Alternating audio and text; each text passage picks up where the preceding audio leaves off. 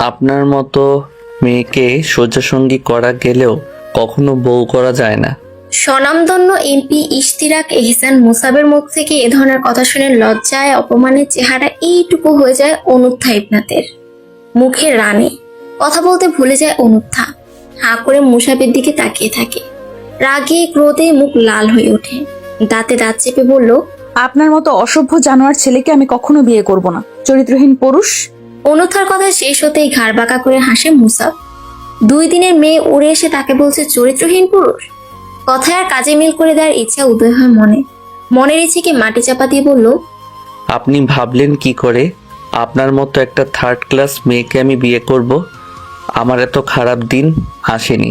You know what, ইস্তিরাক এহসান মোসাব হাতের তুড়ি বাজালে আরো ভালো মেয়ে পেয়ে যাবে। গায়ে আগুন জ্বালানোর মতো কথা শুনে ক্ষিপ্ত হয় অনুত্থা। রাগে দুঃখে চেয়ার ছেড়ে উঠে দাঁড়ায়। মুসাবের মুখে তখনও বাঁকা হাসি। অনুত্থা বুকে হাত গুজে কঠিন স্বরে শুধোয়, প্রথমত আমি পলিটিক্স অপছন্দ করি, দ্বিতীয়ত আপনার মতো অহংকারী অসৎ পুরুষকে আমি বিয়ে করব না, কখনোই না। সো বাড়িতে গিয়ে সুন্দর করে বিয়েটা ভেঙে দিবেন।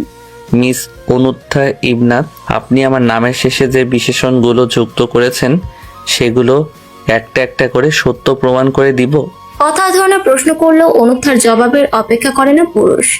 এগিয়ে আসে অনুত্থার দিকে। মনে মনে বেশ ঘাবড়ে যায় রমণী, কিন্তু তাও ঠায় দাঁড়িয়ে থাকে। মুসাব এগিয়ে এসে অনুত্থার গা ঘেঁষে দাঁড়ায়। এক হাতে রমণীর কপালের চুলগুলো গুজে দেয় কানের পিছনে। অনুথার মুখ ক্রমশ শক্ত হয়ে আসে। মুখ খুলে কিছু বলতে যাবে, তার আগেই মুসাব ওর চুলের মুঠি চেপে ধরে শক্ত করে। ব্যথায় চোখ টলমল করে ওঠে ওর। মুসাব ওইভাবে বলল, পরের বার কথা বলার সময় একবার ভাববেন কার সাথে কথা বলেন মিস অনুত্থা ইবনাত, না হলে এর থেকেও খারাপ অবস্থা করে ফেলবো। আফটার অল অসৎ মানুষ বলে কথা। কথা শেষ করে মুসাব সরে আসে। এখানে আসার পর থেকে একটার পর একটা অপমান নিতে পারে না অনুত্থা। আশেপাশে তাকিয়ে দেখে তারা দুজন ব্যতীত আর কারো ছায়াও নেই সারা রেস্টুরেন্ট জুড়ে। কিঞ্চিত হাসেও। মুসাব যে আগে থেকে প্রস্তুতি নিয়ে এসেছে বুঝতে বাকি থাকে না ওর দৌলতে জায়গাটা জনমানব শূন্য। সুযোগটা কাজে লাগায় অনুত্থা। টেবিলে তাকিয়ে দেখে ছোট্ট একটা ছুরি আছে। এক নিমিষে সেটা হাতে তুলে নেয় অনুত্থা। পরপর আঘাত করে মুসাবের বাম হাতে। আকস্মিক ঘটনা হতভম্ব হয়ে যায় মুসাব। আঘাত করে থেমে থাকে না অনুত্থা। রাগে ফুসতে ফুসতে বলল, আপনি আমাকে সহজ সরল ভেবে থার্ড ক্লাস মেয়ে বলে ইচ্ছা মতো অপমান করবেন। আমি তো চুপচাপ হজম করার মতো মেয়ে নই। কথা বলার আগে ভেবে দেখবেন কার সাথে কথা বলছেন। কথা শেষ করে রাগে হনহন করে বের হয়ে যায় অনুত্থা। মুসাব এতটাই বোকা বনে গিয়েছে যে শূন্য দৃষ্টিতে অনুত্থার যাওয়ার পানে তাকিয়ে আছে। সামান্য একটা মেয়ে কত দুঃসাহসিক কাজ করে গিয়েছে। মুসাব ভেবে পায় না এই মেয়ে এত সাহস থেকে পায়। ওর সম্পর্কে যতটুকু খোঁজ নিয়েছে তার উত্তর আর এখনকার পরিস্থিতি সম্পূর্ণ ভিন্ন। তবে কি নাহিদ তাকে মেয়েটার সম্পর্কে ভুল ইনফরমেশন দিয়েছে? অনুত্থা যেতেই মুসাবের সিকিউরিটি গার্ড দুজন দৌড়ে আসে। স্যারের হাতে ফিনকি দিয়ে রক্ত ঝরতে দেখে বেশ ভয় পায় ওরা। নাহিদ ছেলেটা মুসাবের হাত ধরে বিচলিত হয়ে বলল, ভাই, আপনার হাত থেকে তো রক্ত বের হচ্ছে, কে করেছে আঘাত? নাহিদের দিকে চোখ রাঙিয়ে থাকায় মুসাব তেরা ভাবে জবাব দেয়, অনুত্থা ইবনাতকে ডেকে আনো, দেখিয়ে দিবে কিভাবে আঘাত করেছে। হাতে একটা রুমাল পেঁচিয়ে ওই জায়গা থেকে প্রস্থান করে মুসাব। মনে মনে হিসাব করে কিভাবে অনুত্থা ইবনাতকে শায়েস্তা করা যায়। এত বড় কাজ করেছে, এমনি তো ছেড়ে দেওয়া যায় না। তার জন্য যদি ওই বেয়াদব মেয়েকে বিয়ে করতে হয় তাতেও রাজি আছে মুসাব। কিন্তু ওর মনে হয় না সামান্য একটা মেয়েকে শায়েস্তা করার জন্য ওকে বিয়ে করতে হবে। এই ধরনের মেয়ে বিয়ে করতে বলে কিভাবে ওর দাদু? মেধা, মিশকা আর রাহি 3 বান্ধবী হাসি ঠাট্টা করতে করতে ভার্সিটি চত্বর থেকে বের হয়। মেধা রাহির বাহুতে চাপ দিয়ে বলল, যাবি তো এখন আবিদ ভাইয়ের সাথে দেখা করতে। এদিকে আমাদের চাঁদেও চেনে না, সূর্যও চেনে না। মেধার কথায় হুহা করে হেসে ওঠে মিশকা। রাহি মুখ ভোতা করে বলল, 3 জনের মধ্যে একজন মিঙ্গেল হলে যা হয়। তোর আশিকের অভাব আছে? ওই দেখ মুগ্ধ ভাইয়া, নিশ্চয়ই তোর জন্য অপেক্ষা করছে। ওদের থেকে কয়েক হাত দূরে মুগ্ধ বাইকে হেলান দিয়ে দাঁড়িয়ে আছে, হাতে মোবাইল, দৃষ্টি সেথা। যে কেউ দেখলে বলবে ছেলেটা এখানে দাঁড়িয়ে মোবাইল টিপে অলস সময় কাটায়। অথচ মোদ্দা কথা হলো মেধার জন্য অপেক্ষা করছে ছেলেটা। ও তাকে পাশ কাটিয়ে যাবে, যাওয়ার সময় পথ আটকে 2-1 কথা বলবে, বিরক্ত করবে। এই জিনিসটা ওদের ফ্রেন্ড সার্কেলের কাছে সাধারণ বিষয় বলে মনে হলো মেধার মনে হয় বখাটেপনা। একটা বখাটে ছেলে আরেকটা মেয়ের পথ আটকে উল্টোপাল্টা কথা বলে। মেধা ওদেরকে চোখের ইশারায় বলল পায়ের গতি বাড়িয়ে দিতে। 3 জনে জোরে হেঁটে মুগ্ধকে ক্রস করতে নিলে ছেলেটা বলে ওঠে, এই সুন্দরী রমণী, এভাবে চলে গেলে তো বুকে লাগে। পথ আটকে ওদের সামনে যায় মুগ্ধ। বিরক্ত হয় মেধা। ওর ভাই যদি এই ছেলে সম্পর্কে কিছু জানে তাহলে হাত পা ভেঙে গলা ঝুলিয়ে দিবে। মেধা চোখ মুখ কুচকে বলল, মুগ্ধ ভাই পথ ছাড়েন। ফোন ধরো না কেন? সিনিয়রের মতো থাকেন না, জুনিয়রদের ডিস্টার্ব করেন কেন? একটু ভুল বলেছ, জুনিয়রদের ডিস্টার্ব করি না, শুধু তোমাকে করি, ভাল লাগে। অতিরিক্ত রাগ হয় মেধার। দাঁতে দাঁত চেপে বলল, আপনি নিশ্চয়ই জানেন আমি কার বোন। ইশতিয়াক এহসান মুসাফ যদি জানে তার বোনকে আপনার মতো একটা বখাটে ছেলে দিনের পর দিন ডিস্টার্ব করে যাচ্ছে, তাহলে নিশ্চয়ই ছেড়ে দেবে না আপনাকে, রাইট? বারবার এক কথা বলবে না। তোমার ভাইকে আমি ভয় পাই না। পথ ছাড়ুন, আপনি কিন্তু আপনার লিমিট ক্রস করতেছেন। তুমি বিরক্ত হলেও কিছু করার নেই, শেষ পর্যন্ত তুমি আমারই হবে। এখন আসি, বাই। রাগে থরথর করে কেঁপে ওঠে মেধা। কত বড় সাহস ছেলেটার! সিনিয়র হয়েছে বলে কি মাথা কিনে নিয়েছে? সবসময় বাড়াবাড়ি করবে। এতক্ষণ নীরব থাকা রাহি আর মিশকা বলল, এভাবে কথা বলিস কেন মেধা? তুই যতটা রিয়েক্ট করিস ভাই কিন্তু তোকে ততটাও জ্বালাই না। মিশকার দিকে রাগের লোকে তাকায় মেধা। মুগ্ধ ততক্ষণে বাইকে টান দিয়ে চলে গিয়েছে। মেধা কিছুটা চেঁচিয়ে বলল, মুগ্ধ ভাইয়ের চামচা, আমার সাথে কি করিস? যা মুগ্ধ ভাইয়ের গলায় ঝুলে থাক। মুখ চুপসে যায় মিশকার।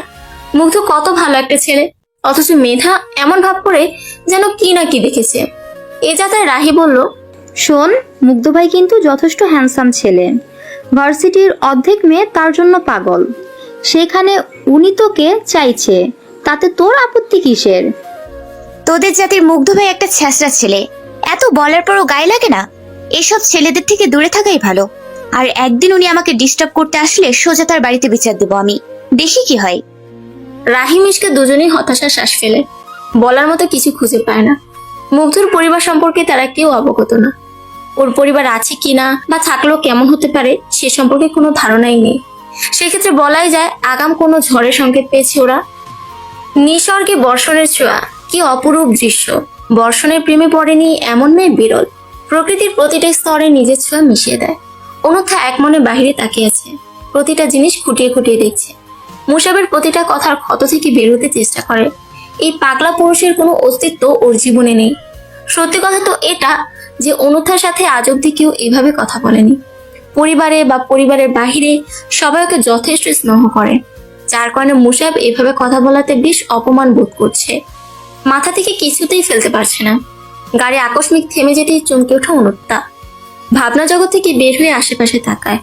বাড়ির সামনে আছে। ঝুম বর্ষণের মাঝেও গাড়ি থেকে বের হয় অনূথা। বাড়ি অব্দি যেতে আধ ভেজা হয়ে যায়। দুয়ারে দাঁড়াতে ছোট চাচুর বউ পপি বেগমের সামনে পড়ে যায়। ভদ্রমহিলা ওকে দেখে বেশ চমকে যায়।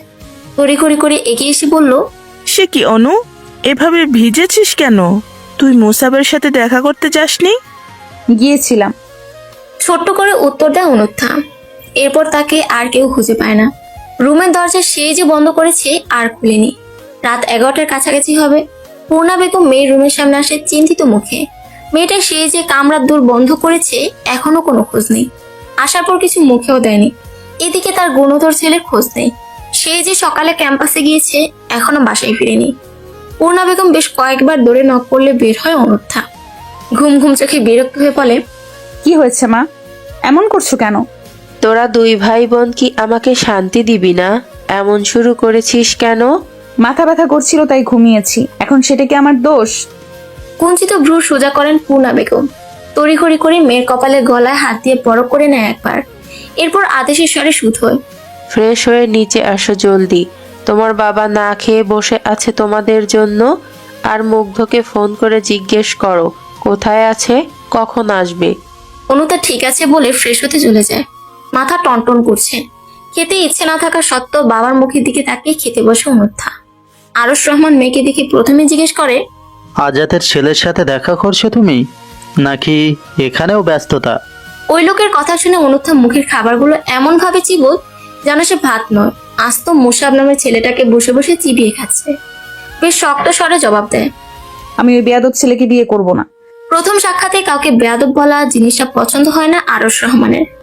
মুসাব যথেষ্ট ভালো ছেলে, যদিও তিনি রাজনীতি অপছন্দ করেন, তারপরও ছেলেটা মুসাব কারণে এই বিয়েতে তিনি মতামত দিয়েছেন।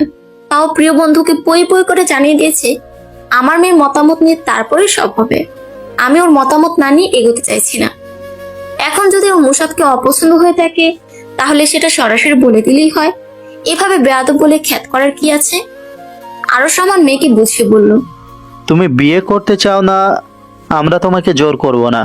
আজ অবধি তোমাকে কোনো কিছুই জোর করিনি, কিন্তু প্রথম দেখাতে কাউকে বেয়াদব বলা উচিত না। বেশি কথা বাড়ায় না অনুত্থা। বাহিরের একটা ছেলের জন্য বাবা তাকে কথা শুনিয়েছে এটাও মেনে নিতে পারে না।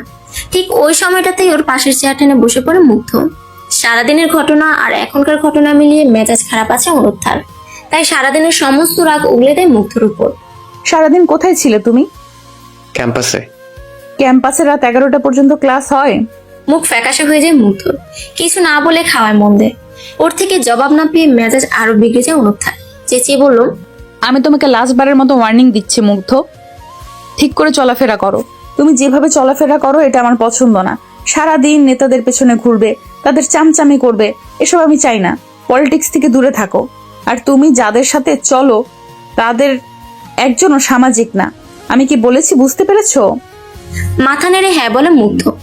বড় বোন অনুত্থা ইবনাতকে সে ভয় পায় এমন না, একমাত্র আদরের বোনকে নিজের সবটুকু দিয়ে ভালোবাসে, সম্মান করে। বোন বলতে সে কতটা পাগল এই সম্পর্কে সকলেই কম বেশি অবগত। এক জীবনে বোন আর অন্যের রমণীর পিছনে যেভাবে হেঁটেছে, এছাড়া আর কোনো মেয়ের দিকে চোখ তুলেও যায়নি। অথচ সেই রমণী বুঝলে তো। ইদি চেয়ারে হেলান দিয়ে বসে আছে মুসাব। রাগে মাথায় রক্ত উঠে গিয়েছে। সারাদিনের কর্মব্যস্ততায় অনুত্থা নামক রমণীর কথা ভুলেই বসেছিল সে। পার্টি অফিস বিভিন্ন মিটিং সামলে কেবল বাড়ি ফিরেছে, কিন্তু এখন কিছুতেই মেয়েটার করা অপমান মেনে নিতে পারছে না। চিবুক ঝুলে গেছে। বাড়িতে আসার পর এক দফা রাগ দেখানো শেষ। মুসাব একবার আঘাতপ্রাপ্ত স্থানে হাত বুলিয়ে দেয়। অনুথার চেহারা ভেসে ওঠে। কলাপাতা রঙের শাড়ি পরা আবেদনময়ী এক নারী তার দিকে অগ্নিঝরা দৃষ্টিতে তাকিয়ে আছে। মুসাব হাতে ধরা অনুথার সমস্ত বায়োডাটার দিকে একবার চোখ বুলিয়ে বিড়বিড় করে বলল, ডাক্তার অনুত্থা ইবনাত, কার্ডিওলজিস্ট, বয়স 24, বাবা মায়ের একমাত্র কন্যা, ছোট একটা ভাই আছে, নাম মীর মুগ্ধ। মীর মুগ্ধ নামটা বিড়বিড় করে 2 বার উচ্চারণ করে পৈশাচিক হাসে মুসাব। কপালে এক পাশ চুলকে এদিক সেদিক তাকিয়ে নিজের হাসি মাখা মুখ লুকায়। ঠিক ওই সময় নিজের পিতাকে নজরে আসে। দরজার সামনে এসে দাঁড়িয়েছে। মুসাব উঠে দাঁড়িয়ে বাবাকে ভেতরে আসতে বলল। আজাদ সাহেব এগিয়ে এসে ছেলের পাশে বসলেন। রাগত স্বরে বলল, তুমি অনুমাকে কি বলেছো যে মেয়েটা বিয়ে ভেঙে দিয়েছে? তোমার অনুমা বিয়ে ভেঙে না দিলেও আমি দিতাম। ওই রাস্তার মেয়েকে বিয়ে করতে পারবো না আমি। ছেলের আচরণে স্তব্ধ হয়েছে আজাদ সাহেব। এই কেমন আচরণ? বাবার সাথে এইভাবে কথা বলছে মানে? অনুথার সাথে আরো বাজে আচরণ করেছে। তিনি রাগে লুকে ওর দিকে তাকিয়ে বলল, এ কেমন আচরণ তোমার? শুনো মুসাব, তুমি যতই তেরামি করো না কেন, বিয়ে তোমার অনুমাকেই করতে হবে, এবং তুমি আমার কথা মেনে নিতে বাধ্য। রাগে থরথর করে কেঁপে ওঠে মুসাব। হাতের কাছে মোবাইল পেয়ে সেটা আছাড় দেয়। পানির জগ দেখে সেটাও ছুঁড়ে ফেলে দেয় ফ্লোরে। বিকট শব্দে চূর্ণ বিচূর্ণ হয়ে যায় জগটা। মুসাব হিসিয়ে বলল, অসম্ভব, আমি ওই মেয়েকে বিয়ে করতে পারবো না। এতে তোমার যা করার করে নাও। অন্ধকার এক রুমে হাত পা বাঁধা অবস্থায় পড়ে আছে অনুত্থা। হাত পায়ের সাথে মুখেও কাপড় বাঁধা। মেয়েটা একটু ছাড় পাওয়ার জন্য ছটফট করতে থাকে। অন্ধকার রুমে দম বন্ধ হয়ে আসার জোগাড়। সকালে বাড়ি থেকে বের হয়ে হাসপাতালে গিয়েছিল। সেখান থেকে ফেরার পথে মূলত বিপত্তি বাধে। অনুথাকে হঠাৎ করে কতগুলো লোক এসে তুলে নিয়ে যায়।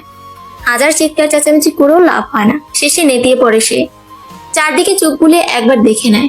পুরা রুম জুড়ে একটা চৌকি আর একটা টেবিল আছে, সাথে একটা চেয়ার যেটাতে সে এখন বসে আছে। রাগে চোখ মুখ লাল হয়েছে মেয়েটার। তার ধারণা যদি ভুল না হয় তাহলে তাকে এখানে মুসাব এনেছে, কিন্তু কোথায়? এখনো কারো চেহারা পর্যন্ত দেখেনি সে। ক্ষুধায় পেটের ভিতরে গুড়গুড় শব্দ হয়। সেই সকালে তাড়াহুড়ো করে না খেয়ে বের হয়েছে। এখন বেলা গড়িয়ে সন্ধ্যা হতে চলল, তবুও পেটে দানা পানি পড়েনি। অনুথা একদিকে ক্ষুধার জ্বালা, অন্যদিকে মুসাবের উপর তীব্র রোশানালে যখন ফেটে পড়ে, ঠিক তখনই সা করে দৌড় খুলে যায়। তীব্র আলোর ঝলকানিতে চোখ ঝলসে ওঠে অনুথার। চোখ হালকা খুলে সামনে তাকায়। মুসাব নামক সুপুরুষকে এগিয়ে আসতে দেখে সমস্ত ঘটনা ওর কাছে জলয়ের মতো পরিষ্কার হয়ে যায়। গতকালকে আঘাতের প্রতিশোধ নিতে এসেছে কিনা কে জানে। মুসাব এগিয়ে আসতেই তার সাথে আসা একজন তাকে একটা চেয়ার এনে দেয়। লোকটা পায়ের উপর পা তুলে বেশ ভাব নিয়ে অনুথার সামনে বসে। ঠোঁটের কোণে বাঁকা হাসি, চোখ দিয়ে ইশারা করে ওর মুখ থেকে বাঁধন খুলতে বলে। লোকটা রোবটের ন্যায় এসে অনুথার মুখ থেকে বাঁধন খুলে দেয়। মুসাব সাথে সাথে গম্ভীর স্বরে আদেশ করে, বাহিরে যাও নাহিদ, আমি কথা শেষ করে আসছি। কোনো বাক্য ব্যয় না করে নাহিদ প্রস্থান করে। এদিকে রমণী ছাড়া পেয়ে জোরে জোরে কয়েকবার শ্বাস নেয়। মুসাব নাহিদের দিক থেকে চোখ সরিয়ে সরাসরি অনুত্থার দিকে তাকালে মেয়েটা চেঁচিয়ে ওঠে। কাপুরুষের মতো তুলে এনেছিস কেন? তুই না এমপি, তোর ক্ষমতা এতটুকুতে সীমাবদ্ধ? একটা মেয়েকে একা পেয়ে রাস্তা থেকে তুলে এনেছিস। রাগে সারা শরীর জ্বলে ওঠে মুসাবের। মেয়েটার সাহস দিন দিন বেড়ে যাচ্ছে। অত দুঃসাহসিক হলে ওকে কাপুরুষ বলে সাথে আবার তুই তু করেও করে। অনুথার চোখে চোখ রেখে চিবিয়ে চিবিয়ে বলল, খবরদার বাজে মেয়ে, আমাকে তুই তুকারি করবেন না। অনুথার সাথে সাথে নির্ধিরে জবাব দেয়। 100 বার বলবো, 1000 বার তুই বলবো। তুই আমাকে এখানে এনেছিস কেন সেটা বল। নিজের রাগ কন্ট্রোল করতে পারে না মুসাব। ঠাস করে চর বসিয়ে দেয় অনুথার গালে। আকস্মিক থাবায় স্তব্ধ হয়েছে অনুথা।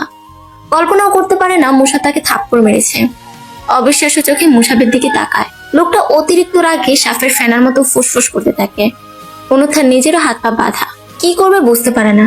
মুসাফ হঠাৎ চেয়ার থেকে উঠে দাঁড়ায়, 2 কদম এগিয়ে এসে অনুথার সামনে দাঁড়ায়। কিছুটা নিচু হয়ে অনুথার সমান হয়ে 2 হাতে ওর চিবুক চেপে ধরে। বেশ রাগ নিয়ে বলল, এক ভুল বারবার করলে এর থেকে চরম খারাপ অবস্থা করে ফেলবো। মিস অনুত্থা ইবনাত, ভুলে যাবেন না আপনি কার সাথে লাগতে আসছেন। চর খেয়েও দমে যায় না অনুত্থা। মুসাবকে ঘিরে মনে জন্ম নেয় তীব্র ক্ষোভ। মুসাব কথা শেষ করে আবার নিজের জায়গায় এসে বসে। সে অনুথাকে ছেড়ে দিতে মেয়েটা একদলা থুথু ফেলে পাশে একরাশ ঘৃণা প্রকাশ করে বলল, তোর মতো অমানুষের সাথে আমি লাগবো সেটা ভাবিস কিভাবে তুই? আগে আমার লেভেলে আয়, তারপর লাগতে আসার কথা বলিস। মুসাব মাথা কাত করে শ্লেষাত্মক হেসে বলল, কোন লেভেলে যাওয়ার কথা বলছেন? নিজের ছবি দেখিয়ে 1000টা ছেলের সাথে প্রেম করে টাকা হাতিয়ে ব্রেকআপ করে তারপর আপনার লেভেলে যাওয়ার কথা বলছেন? অবাক হয়ে তাকায় অনুত্থা। এই লোকটা কি পাগল হয়ে গিয়েছে? কি উল্টোপাল্টা বকছে এসব? ওকে এভাবে তাকাতে দেখে ফুসে ওঠে মুসাব। কিছুটা চেঁচিয়ে বলল, এমন ভাবে তাকান মনে হয় ভাজা মাছটাও উল্টে খেতে পারেন না। আপনাকে তো দয়া করে এখানে তুলে এনেছি আমি, কিন্তু আপনার স্থান তো রাস্তায়। মুসাবের কথাগুলো সহ্য সীমার বাহিরে চলে যায়। অনুথা কথার আগামাথা না বুঝলেও তাকে এভাবে কথা বলাতে চোখ রাঙিয়ে বলল, খবরদার উল্টাপাল্টা কথা বলবেন না। আপনি কি এমপির আসনে বসে আছেন? আধো সে আপনার আসনের যোগ্য? আপনি জনগণ আপনার আসল রূপ দেখেনি এখনো। হুহা করে হেসে উঠল মুসাব। তাকে হাসি দেখে ঘৃণার তীব্রতা ক্রমশ বাড়তে থাকে ওর। অনুথা চোখ সরিয়ে নেয়। মুসাব দাঁতে দাঁত চেপে বলল, যে মানুষটা যেমন সে আমার তেমন রূপটাই দেখে। আপনি নিশ্চয়ই মুখোশ পরে আছেন, তাই আমাকে মুখোশের আড়ালে দেখতে পাচ্ছেন না ঠিক মতো। মেজাজ খারাপ হয় অনুত্তার। রাগ, দুঃখ, ক্ষুধা সব মিলেমিশে অসহ্য হয়ে যায় সে যে কোনো সময় জ্ঞান হারাতে পারে। কথার তেজ হারিয়ে শান্ত স্বরে বলল, আপনি কি জানেন পৃথিবীর সবচেয়ে খারাপ লোক আপনি? আপনি কি জানেন পৃথিবীর সবচাইতে খারাপ মেয়ের কাতারে আপনি পড়েন? অসভ্য লোক, আমাকে আমার কথা ফিরিয়ে দেন কেন? মিস অনুত্থা ইবনাত, আপনার সাথে কথা বলে আমি আমার রুচি নষ্ট করতে চাই না। আপনার ব্যবহার অতিরিক্ত লেভেলের খারাপ। চলেন ডিলে আসি। অবাক চাহনিতে যায় অনুত্থা। কিসের ডিলের কথা বলছে এই লোক? কপাল কুচকে বিরক্ত হয়ে বলল, স্বনামধন্য এমপি মানুষ স্বনামধন্য একটা মেয়ের হাত পা বেঁধে ডিল করতে বসেছে, কি দারুণ জিনিস তাই না? কথার মাঝে অন্য টপিকে যাওয়াতে বিরক্ত হয় মুসাব। উঠে হাত খুলে দেয় অনুত্থার। হাত ছাড়া পেয়ে সে নিজেই পায়ের বাঁধন খুলে ফেলে সোজা হয়ে বসে।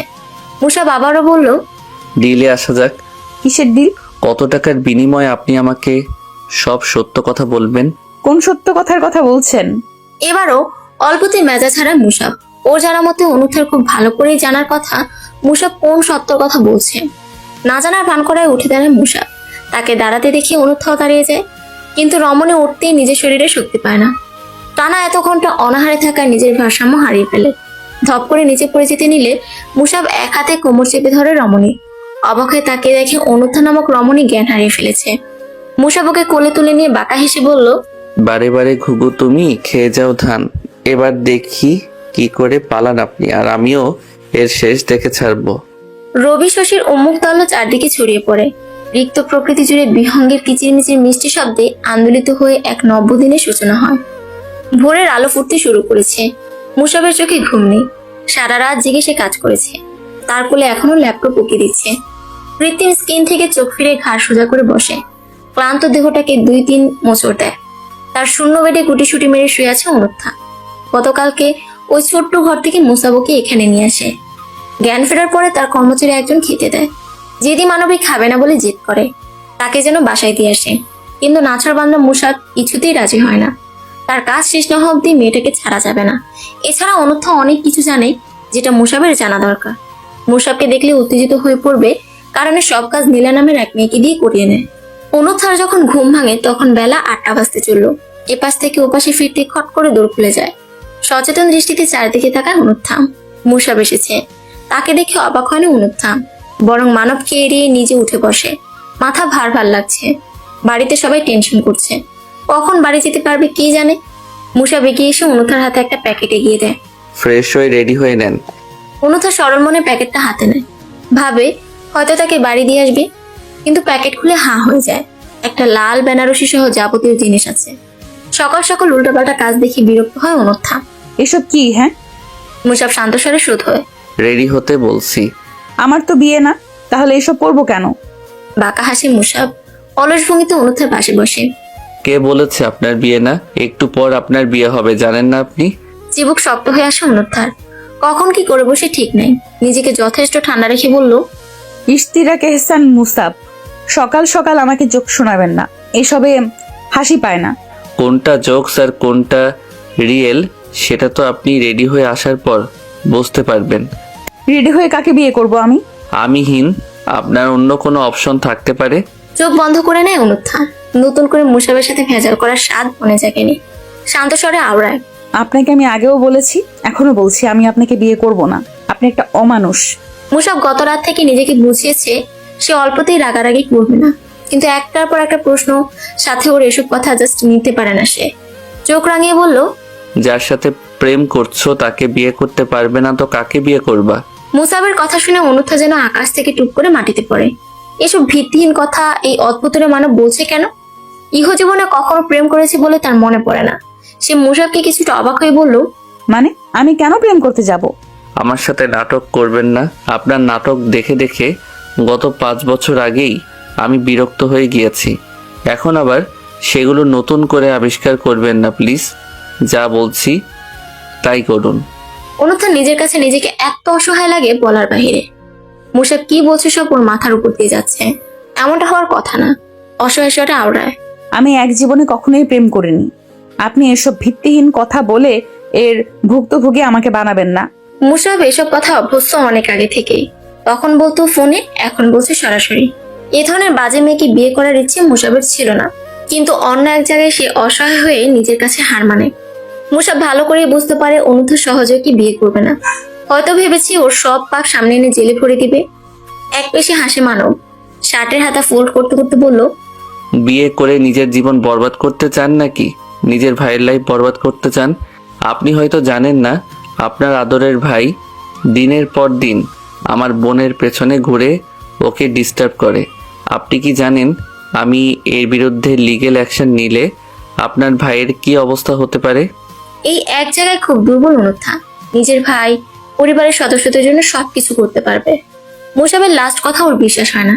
ওর ভাই আর যাই হোক, যাই করে সবকিছু কম বেশি ওকে বলে, মেনে নিতে পারে না। অবিশ্বাস্য চোখে মুসাবের দিকে তাকালে লোকটা তাড়াতাড়ি রেডি হওয়ার জন্য অপেক্ষা করে না। লোকটা প্যাকেটটা পুনরায় ওর হাতে ধরিয়ে দিয়ে বের হয়ে যায় কামরা থেকে। চোখ টলমল করে ওঠে অনুথার। বাবাকে ছাড়া এক পা না নড়া মেয়েটা তাকে ছাড়া বিয়ে করবে ভেবেই হাওয়া করে কেঁদে ওঠে মানব। কিছুতেই নিজেকে সান্ত্বনা দিতে পারে না। প্রায় 1 ঘন্টা পরে শুধু শাড়ি পরে বের হয় রমণী। সকল গয়নাকাটি মেকআপ ওইভাবে পরে থাকে। ওয়াশরুম থেকে বের হলে দেখতে পায় বেডের উপর 2 পা তুলে বসে আছে মুসাব। ওকে বের হতেই বিরক্ত কণ্ঠে শুধু, সামান্য একটা শাড়ি জড়াতে এত সময় লাগে? নিরুত্তর থাকে রমণী। কলের পুতুলের ন্যায় মুসাবের পাশে এসে দাঁড়ায়। লোকটা কথা পারে না। উঠে অনুত্থার হাত ধরে রুমের বাহিরে আসে।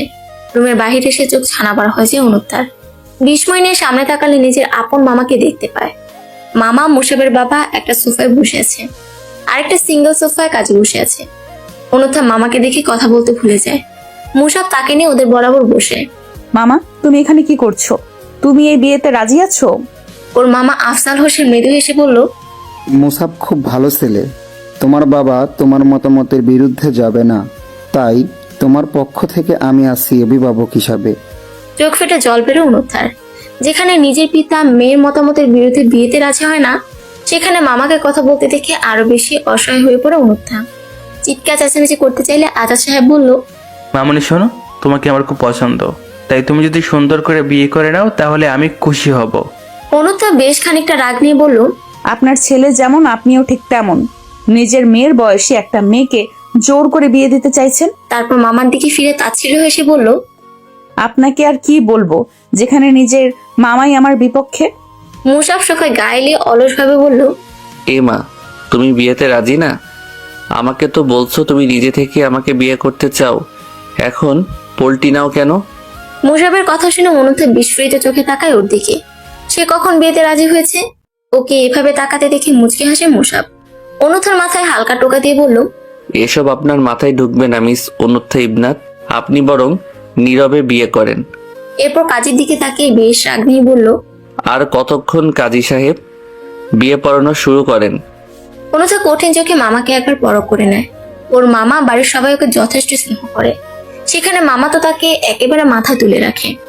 কোনো না কোনো গন্ডগোল তো অবশ্যই আছে। মামা এমনি এমনি এই বিয়েতে রাজি হয়নি, কিন্তু নীরবে নিজের জীবন বলি দেওয়ার মতো মেয়ে অনুত্থা নয়। মনে মনে পৈশাচিক হাসে, প্ল্যান সাজে কিভাবে কি করবে। হুট করে মনে আসতেই উগড়ে দেয়।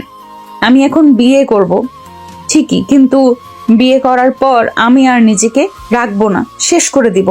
আকস্মিক এ ধরনের কথা শুনে উপস্থিত সবাই চমকে ওঠে। মুসাফ ভেতরে ভেতরে ঘাবড়ে যায়, কিন্তু শান্ত স্থির নজর অনুত্থাতে রেখে স্বাভাবিকভাবে বলল, মিস অনুত্থা ইবনাত, কোনো রকম চালাকি করবেন না, বিয়ে করতে বলেছি, চুপচাপ বিয়ে করে নেন। মুচকি হাসে অনুত্থা, বেশ রয়ে শুয়ে বলল, আমার তো বিয়ে করতে আপত্তি নেই ইশতিয়াক এহসান। আমি বলেছি কবুল বলার পর নিজেকে শেষ করে দিব। আফজাল হোসেনের পেটের ভেতর মোচড় দিয়ে ওঠে। মুসাফ কিংবা আজাদ সাহেব অনুত্থাকে না চিনলেও তিনি বেশ জানেন। তড়িঘড়ি করে বলে উঠলেন, মা অনু, বিয়েটা করলে তোর জন্যই ভালো হবে, পাগলামি করিস না মা। কি ভালো হবে মামা? আমার জীবন আমি জানি না কোনটাতে আমার ভালো হবে আর কোনটাতে খারাপ। আর যাই হোক, একজন পলিটিশিয়ানকে বিয়ে করে ভালোর আশা আমি কখনো করি না। কঠোর স্বরে আওড়ায় অনুত্থা। এদিকে চোখ মুখ শক্ত হয়ে আসে মুসাফের, রাগে গা পিত্তি চলে যাচ্ছে। অনুত্থা দিকে নজর না দিয়ে কাজীকে ধমকের সুরে বলল, আপনার কানে কথা যাচ্ছে না? বিয়ে পড়ানো শুরু করেননি কেন এখনো? আমি আপনার সাথে মজা করছি না ইশতিয়াক এহসান। আমি সত্যি কিছু একটা অঘটন ঘটিয়ে ফেলবো, সত্যি বলছি।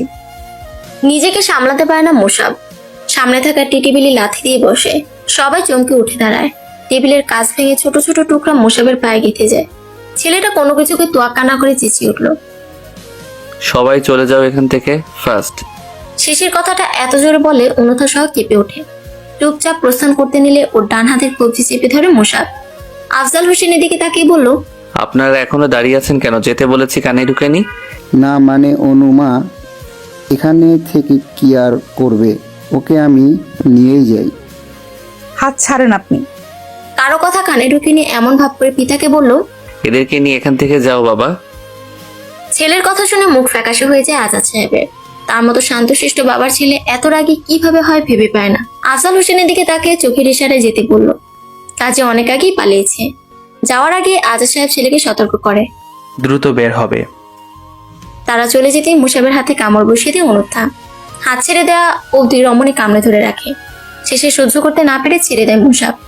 একদিকে পায়ের ব্যথা, অন্যদিকে ওর কামড়ের ব্যথায় চোখের কোণে জল জমে, কিন্তু ছেড়ে দেওয়ার পাত্র সে নয়। অনুথার হাত ছেড়ে কোমর পিছিয়ে ধরে।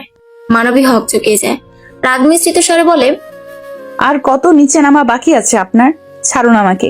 বিয়ে করিনি বলে এখন মেরে ফেলবেন? মুসাফ আরো কাছে টেনে নেয় ওকে। দৃঢ় গলায় বলল, আপনাকে মেরে হাত নষ্ট করতে চাই না আমার। যেহেতু সোশ্যাল সমস্যা, তাই সরাসরি জবাব দিন, আর বাকি যা করেছো তা আমি খুঁজে নিব। আপনার যদি আমার থেকে কিছু জানারই থাকে তাহলে বিয়ে করতে চাইছেন কেন? ভালোবেসে? শোনো মেয়ে, তোমাকে ভালোবাসার মতো মন আমার নেই। ভালোবেসে বিয়ে করতে চাই না। ঠিক করে হেসে ফেলে অনুত্থা। নিজেকে ছাড়ানোর চেষ্টা করে জবাব দেয়, আপনি আমাকে ভালোবেসে বিয়ে করতে চান না আগেই বুঝেছি। কি করতে চান? হাত কেটে ফেলার প্রতিশোধ নিতে চান? আপনি এতটা প্রতিশোধ প্রণয়ন মানুষ? চোখ মুখ কুচকে ফেলে মুসাফ, যেন অখাদ্যের ন্যায় কোনো কথা বলছে অনুত্থা। আপনাকে বিয়ে করতে চাইছি কেন সে কথা অজানা থাকুক, এটা বলুন। আমার সাথে চিট করছেন কেন? অনুথা শান্তস্বরে জবাব দেয়। আপনার কোথাও ভুল হচ্ছে ইশতিয়াক আহসান। আমি আপনাকে প্রথম দেখেছি রেস্টুরেন্টে, যেদিন আমাদের দেখা হয়েছিল। দেখা তো তখন হয়েছে প্রথম, এটাও আমি জানি। সোশ্যাল জগতে এমন কিছু করেননি আপনি। আরে আজব, বাংলা কথা বলছেন না আপনি? বললামই তো আমি আপনাকে প্রথম দেখেছি ওই দিন, প্রথম আপনি সম্পর্কে শুনেছিও সেদিন। এছাড়া আর কিছু না, আমি আপনাকে চিনি না ভাই। এই যাত্রায় হেসে ফেলে মুসাব। অনুথার চুল নিয়ে খেলা করতে করতে বলল, আজকের জন্য ছেড়ে দিচ্ছি, তবে ভাববেন না আপনাকে আমি ছেড়ে দিব। ততদিন নিজেকে খোলসে আবৃত করে রাখেন, আমিও দেখব। ক্যাম্পাসের এক কোণে বসে আড্ডা দেয় মুগ্ধ সহ ওর বন্ধুরা। সবাই আড্ডা দিলেও বারবার এদিক সেদিক তাকিয়ে কাউকে খুঁজে মুগ্ধ। ওদের মাঝে হাসিব নামের ছেলেটাকে গুঁতা দিয়ে বলল, ভাই তোর প্রেয়সী ক্লাস করছে, শান্তিতে ক্লাসটা অন্তত করতে দে। চোখ গরম করে হাসিবের দিকে তাকায় মুগ্ধ। চটপট বলে ওঠে, মুগ্ধ যেখানে শান্তি নেই সেখানে। কথা শেষ করে উঠে দাঁড়ায়। মেধা সবে ক্লাস থেকে বের হচ্ছিল, মুগ্ধকে দেখে দাঁড়িয়ে পড়ে। ওর সাথে রাহি ছিল, সেও দাঁড়ায়। মুগ্ধ হাসি হাসি মুখে বলল, কেমন আছো মেধা? মেধা বুকে হাত গুজে দাঁড়ায়, কিছুটা অসহায় ফিস করে বলল, আর ভালো মুগ্ধ ভাই, অনেক বড় বিপদে পড়েছি, আমাকে প্লিজ বাঁচান। ভ্যাবাচাকা খেয়ে যে মুগ্ধ। এতদিন যাবৎ যা হয়নি তাই হচ্ছে। মেধা ওর সাথে এত সুন্দর করে কথা বলছে কেন? সত্যি কিছু হয়েছে নাকি এটা ওর কোনো চাল? মুগ্ধ অবাক হয়ে বলল, কি হয়েছে? আমার একটা অ্যাসাইনমেন্ট করা বাকি, কালকেই জমা দিতে হবে। আরিয়ান স্যার কেমন সেটা তো জানিনি, মাঝে অসুস্থ ছিলাম কারণে লেখা হয়নি, আমাকে একটু লিখে দিবেন প্লিজ। মেধা চোখের দিকে তাকায় মুগ্ধ, কোনো বাক্য ব্যয় না করে বলল, দাও, আমি করে দিব। থ্যাংক ইউ, আমার কিন্তু কালকেই লাগবে, সকাল 8টার মাঝে। বলে মুচকি হেসে প্রস্থান করে মেধা। মনে মনে বেশ মজা নেয়, জব্দ করতে পেরে নিজেকে বাহবা দেয়। সকাল 8টা বাজতে চলল। ক্লাসের সামনে সমান তালে পায়চারি করছে মেধা। 8টার আগে মুগ্ধর আসার কথা, অথচ এখনো ছেলেটা দেখা পায়নি। এদিকে ক্লাসের সময় হয়ে গিয়েছে। অপেক্ষা করতে করতে বিরক্ত হয়ে যায় মেয়েটা। শেষে সিদ্ধান্ত নেয় ক্লাসে ফিরে যাবে। রাহির দিকে বিরক্ত চোখে তাকিয়ে বলে, মুগ্ধ ভাইয়ের চামচা, তোর মুগ্ধ ভাই কই এখন? মুখ চুপসে যায় রাহির। কাঁদো কাঁদো গলায় বলল, এখনো তো 8টা বাজেনি, চলে আসবে, অপেক্ষা কর। তাছাড়া তোর তো অ্যাসাইনমেন্ট করা আছেই, হুদাই বেচারাকে এত কষ্ট দিচ্ছিস কেন? তা ছিল হাসি মেধা, কঠিন স্বরে শুধু। আমাকে এমনি এমনি ডিস্টার্ব করবে এত সোজা? সে যে অ্যাসাইনমেন্ট করবে না এটা আমি আগে থেকেই জানি। ক্লাসে চল। মেধা আর রাহি ক্লাসে গিয়ে বসে। মেধার মুখে বিশ্বজয়ের হাসি। বারবার বলছে সামান্য একটা কাজে তোর মুগ্ধ ভাইয়ের ভালোবাসা উড়ে গেছে। আর তা নীরবে শ্রবণ করছে রাহি। ক্লাসে স্যার ঢোকার 1 মিনিট আগে মুগ্ধ আসে। সিনিয়র ক্লাস বয়কে দেখে মেয়েরা নড়ে চড়ে বসে। কেউ চুল ঠিক করে, তো কেউ হিজাব ঠিক করতে ব্যস্ত হয়ে পড়ে। মুগ্ধ কারো দিকে না তাকিয়ে সোজা মেধার কাছে আসে। ওর সামান্য অ্যাসাইনমেন্ট রেখে ধীর গলায় বলল, পুরোটা আছে, তারপরও একবার দেখে নিও। এদিকে মুগ্ধ দিকে হতভম্ব হয়ে তাকিয়েছে মেধা। সে আশা করেনি এক রাতের মাঝে লোকটা পুরোটা শেষ করবে। সে মুগ্ধ লাল চোখের দিকে তাকিয়ে থাকে। ছেলেটা কথা শেষ করে অপেক্ষা করে না, সাথে সাথে প্রস্থান করে। রাহিও কি হালকা ধাক্কা দিয়ে ফিসফিস করে বলে, কি রে, বলেছিলাম না ভাইয়া তোর অ্যাসাইনমেন্ট করে দেবে, প্রমাণ হলো তো। মেধা নিজের হতভম্বতা রেশ কাটিয়ে উঠতে পারে না। অবাক চোখে বলল, সে কি সারা রাত ঘুমায়নি? চোখ মুখ দেখে তো মনে হয় ঘুমাওনি, বাকিটা উনি জানে। মেধা নিচের দিকে তাকায়। এখনো বিশ্বাস হচ্ছে না মুগ্ধ এই কাজটা সত্যি করেছে। আবার মনে মনে খুশিও হয় ছেলেটাকে জব্দ করতে পেরে।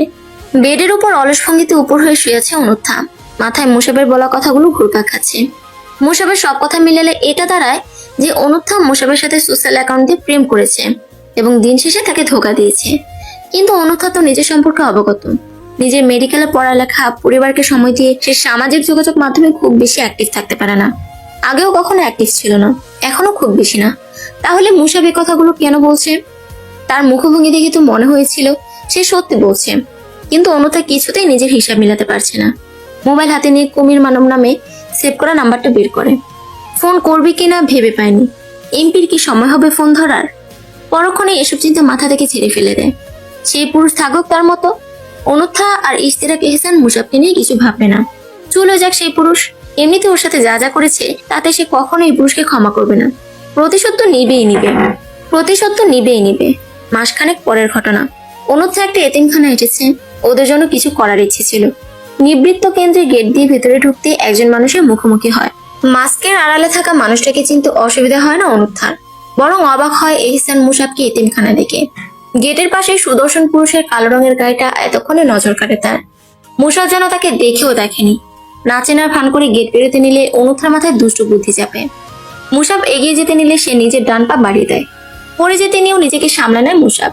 পরপরই একটা গুলি এসে হাতে লাগে মুসাবের। ব্যথায় কুকড়ে ওঠে লোকটা। গুলির শব্দ শুনে চমকে ওঠে অনুত্তা। মুসাবের দিকে তাকাতেই দেখে হাতগুলি রক্তের ধারা বইছে। মুসাব গুলি ছোড়ার উৎসের দিকে নজর দেয়। লোকটা পালিয়ে গিয়েছে ততক্ষণে। মুসাব এবার সোজাসুজি অনুত্তার দিকে তাকিয়ে বাঁকা হেসে বলে, অপকার করতে গিয়ে উপকার করে দিয়েছেন মিস অনুত্থা ইবনাত। ফেলে দেওয়ার চিন্তাটা দারুণ ছিল, না হলে গুলিটা বুকে লাগতো। মুসাবের কথার দিকে ধ্যান নেই রমণী। সে রক্তাক্ত হাতের দিকে তাকায়, অঝরে রক্ত পড়ছে। শহরের স্বনামধন্য এমপি সিকিউরিটি ছাড়া চলাফেরা করে কিভাবে? যে এমপি নিজেই নিজেকে সামলাতে জানে না, সে সাধারণ মানুষকে কিভাবে সামলাবে? অনুতার কথা গায়ে মাখে না মুসাব। সে কখনো এতিমখানার সিকিউরিটি নিয়ে আসে না। ওর এখানে আসা সম্পর্কে তেমন কেউ জানে না। তাহলে ওই লোকগুলো কিভাবে মুসাবের খোঁজ পেল? মুসাব নিজেই পৈশাচিক হাসি হেসে বলল, ডাক্তার সাহেবের সামনে একজন জলজ্যান্ত রোগী দাঁড়িয়ে আছে, তার সেবা করবেন না? অমানুষদের পাশ মারাই না আমি। হুহা করে হেসে ওঠে মুসাব। বাম হাতের আঙুল দিয়ে ডান হাত থেকে রক্ত নিয়ে অনুথার গালে লাগিয়ে দেয়। রাগে চোখ বন্ধ করে নেয় রমণী। মুসাবকে চোখ দিয়ে শাসিয়ে বলল, আপনি আসলে একটা অমানুষ। ব্যান্ডেজ করে দেন। অনুথা কিছুক্ষণ রাগে ফুসফুস করে, আবার মুসাবের আহত হাত দেখে নিজের কাছেও খারাপ লাগে। তাই নিজের কঠোরতা দমিয়ে রেখে বলল, ডাক্তারদের নিকট সব রোগী সমান, কারণে আপনাকে সামান্য হেল্প করতেই পারি। মৃদু হাসি মুসাব। চোখ দিয়ে ইশারা করে গাড়িতে গিয়ে বসতে। নিজে গিয়ে গাড়িতে বসে। অনুথা কিছুটা ইতস্তত করে, মনের সাথে যুদ্ধ করে গাড়িতে উঠে বসে। মুসাব নিজে থেকে ফার্স্ট এড বক্স এগিয়ে দেয়। কোনো বাক্য ব্যয় না করে হাত এগিয়ে দেয়। গুলিটা মাংস ছুঁয়ে বের হয়ে গিয়েছে। অনুথা ক্ষতস্থানে তুলা দিয়ে পরিষ্কার করে ব্যান্ডেজ করে দেয়। মুসাব গাড়িতে উঠে ডোর লক করেছিল, যার কারণে কাজ শেষ হলো, বের হতে পারে না রমণী। এদিকে ফোনের মাঝে ডুবে আছে লোকটা। কি এত কাজ করছে কে জানে। শেষমেশ বিরক্ত হয়ে অনুথা বলল, ডোর আনলক করেন, আমার কাজ আছে। এই যাত্রায় মোবাইল রাখে মুসাব। অলস ভঙ্গিতে অনুথার দিকে তাকায়। মেয়েটার গালে এখনো রক্তের চিহ্ন আছে। মুসাব অনুথার কথাকে পাত্তা না দিয়ে রুমাল বের করে হালকা ভিজিয়ে নেয়। রমণীর দিকে এগিয়ে আসতে নিলে পেছনে সরে যায় সে। রাগত্ব স্বরে সুধর, সমস্যা কি? ডোর আনলক করতে বলছি, কাছে আসেন কেন? কথা শেষ করার আগে কোষে একটা ধমক দেয় মুসাব। কাছে এগিয়ে এসে গাল চেপে ধরে। সব জায়গায় পাকনামি করতে যাবেন না অনুত্থা ইবনাত। আমি ভুলে যাইনি কিছু, সো বি কেয়ারফুল। কথা শেষ করে রুমাল দিয়ে রক্তগুলো মুছে দেয় লোকটা। পরপর অনুথার গালে নিজের খসখসে ঠোঁট জোড়া চেপে ধরে। আকস্মিক ঘটনায় হকচকে যায় অনুথা। চোখ বড় বড় করে মুসাবের দিকে তাকালে সে বলে ওঠে, এরকম কোনো ইচ্ছা ছিল না আমার, কিন্তু আপনার উল্টাপাল্টা ভাবার কারণে সেটা সত্য করে দিলাম। ইউ শুড গো নাও। রাগে গা পিত্তি জ্বলে ওঠে অনুথার। দাঁতে দাঁত চেপে বলল, পবিত্র পানি কোথায় পাবো বলেন তো? নোংরা গলাটা পরিষ্কার করতে হবে তো।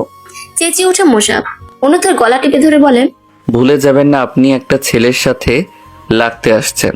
এর পরিণাম খুব ভয়ঙ্কর হতে পারে। নিজেকে খুব চালাক মনে করবেন না অনুত্থা ইবনাত, নয়তো এখন তো আপনার গাল নোংরা হয়েছে, তখন। কথা শেষ না করে ওর দিকে তাকিয়ে বাঁকা হাসে মুসাব।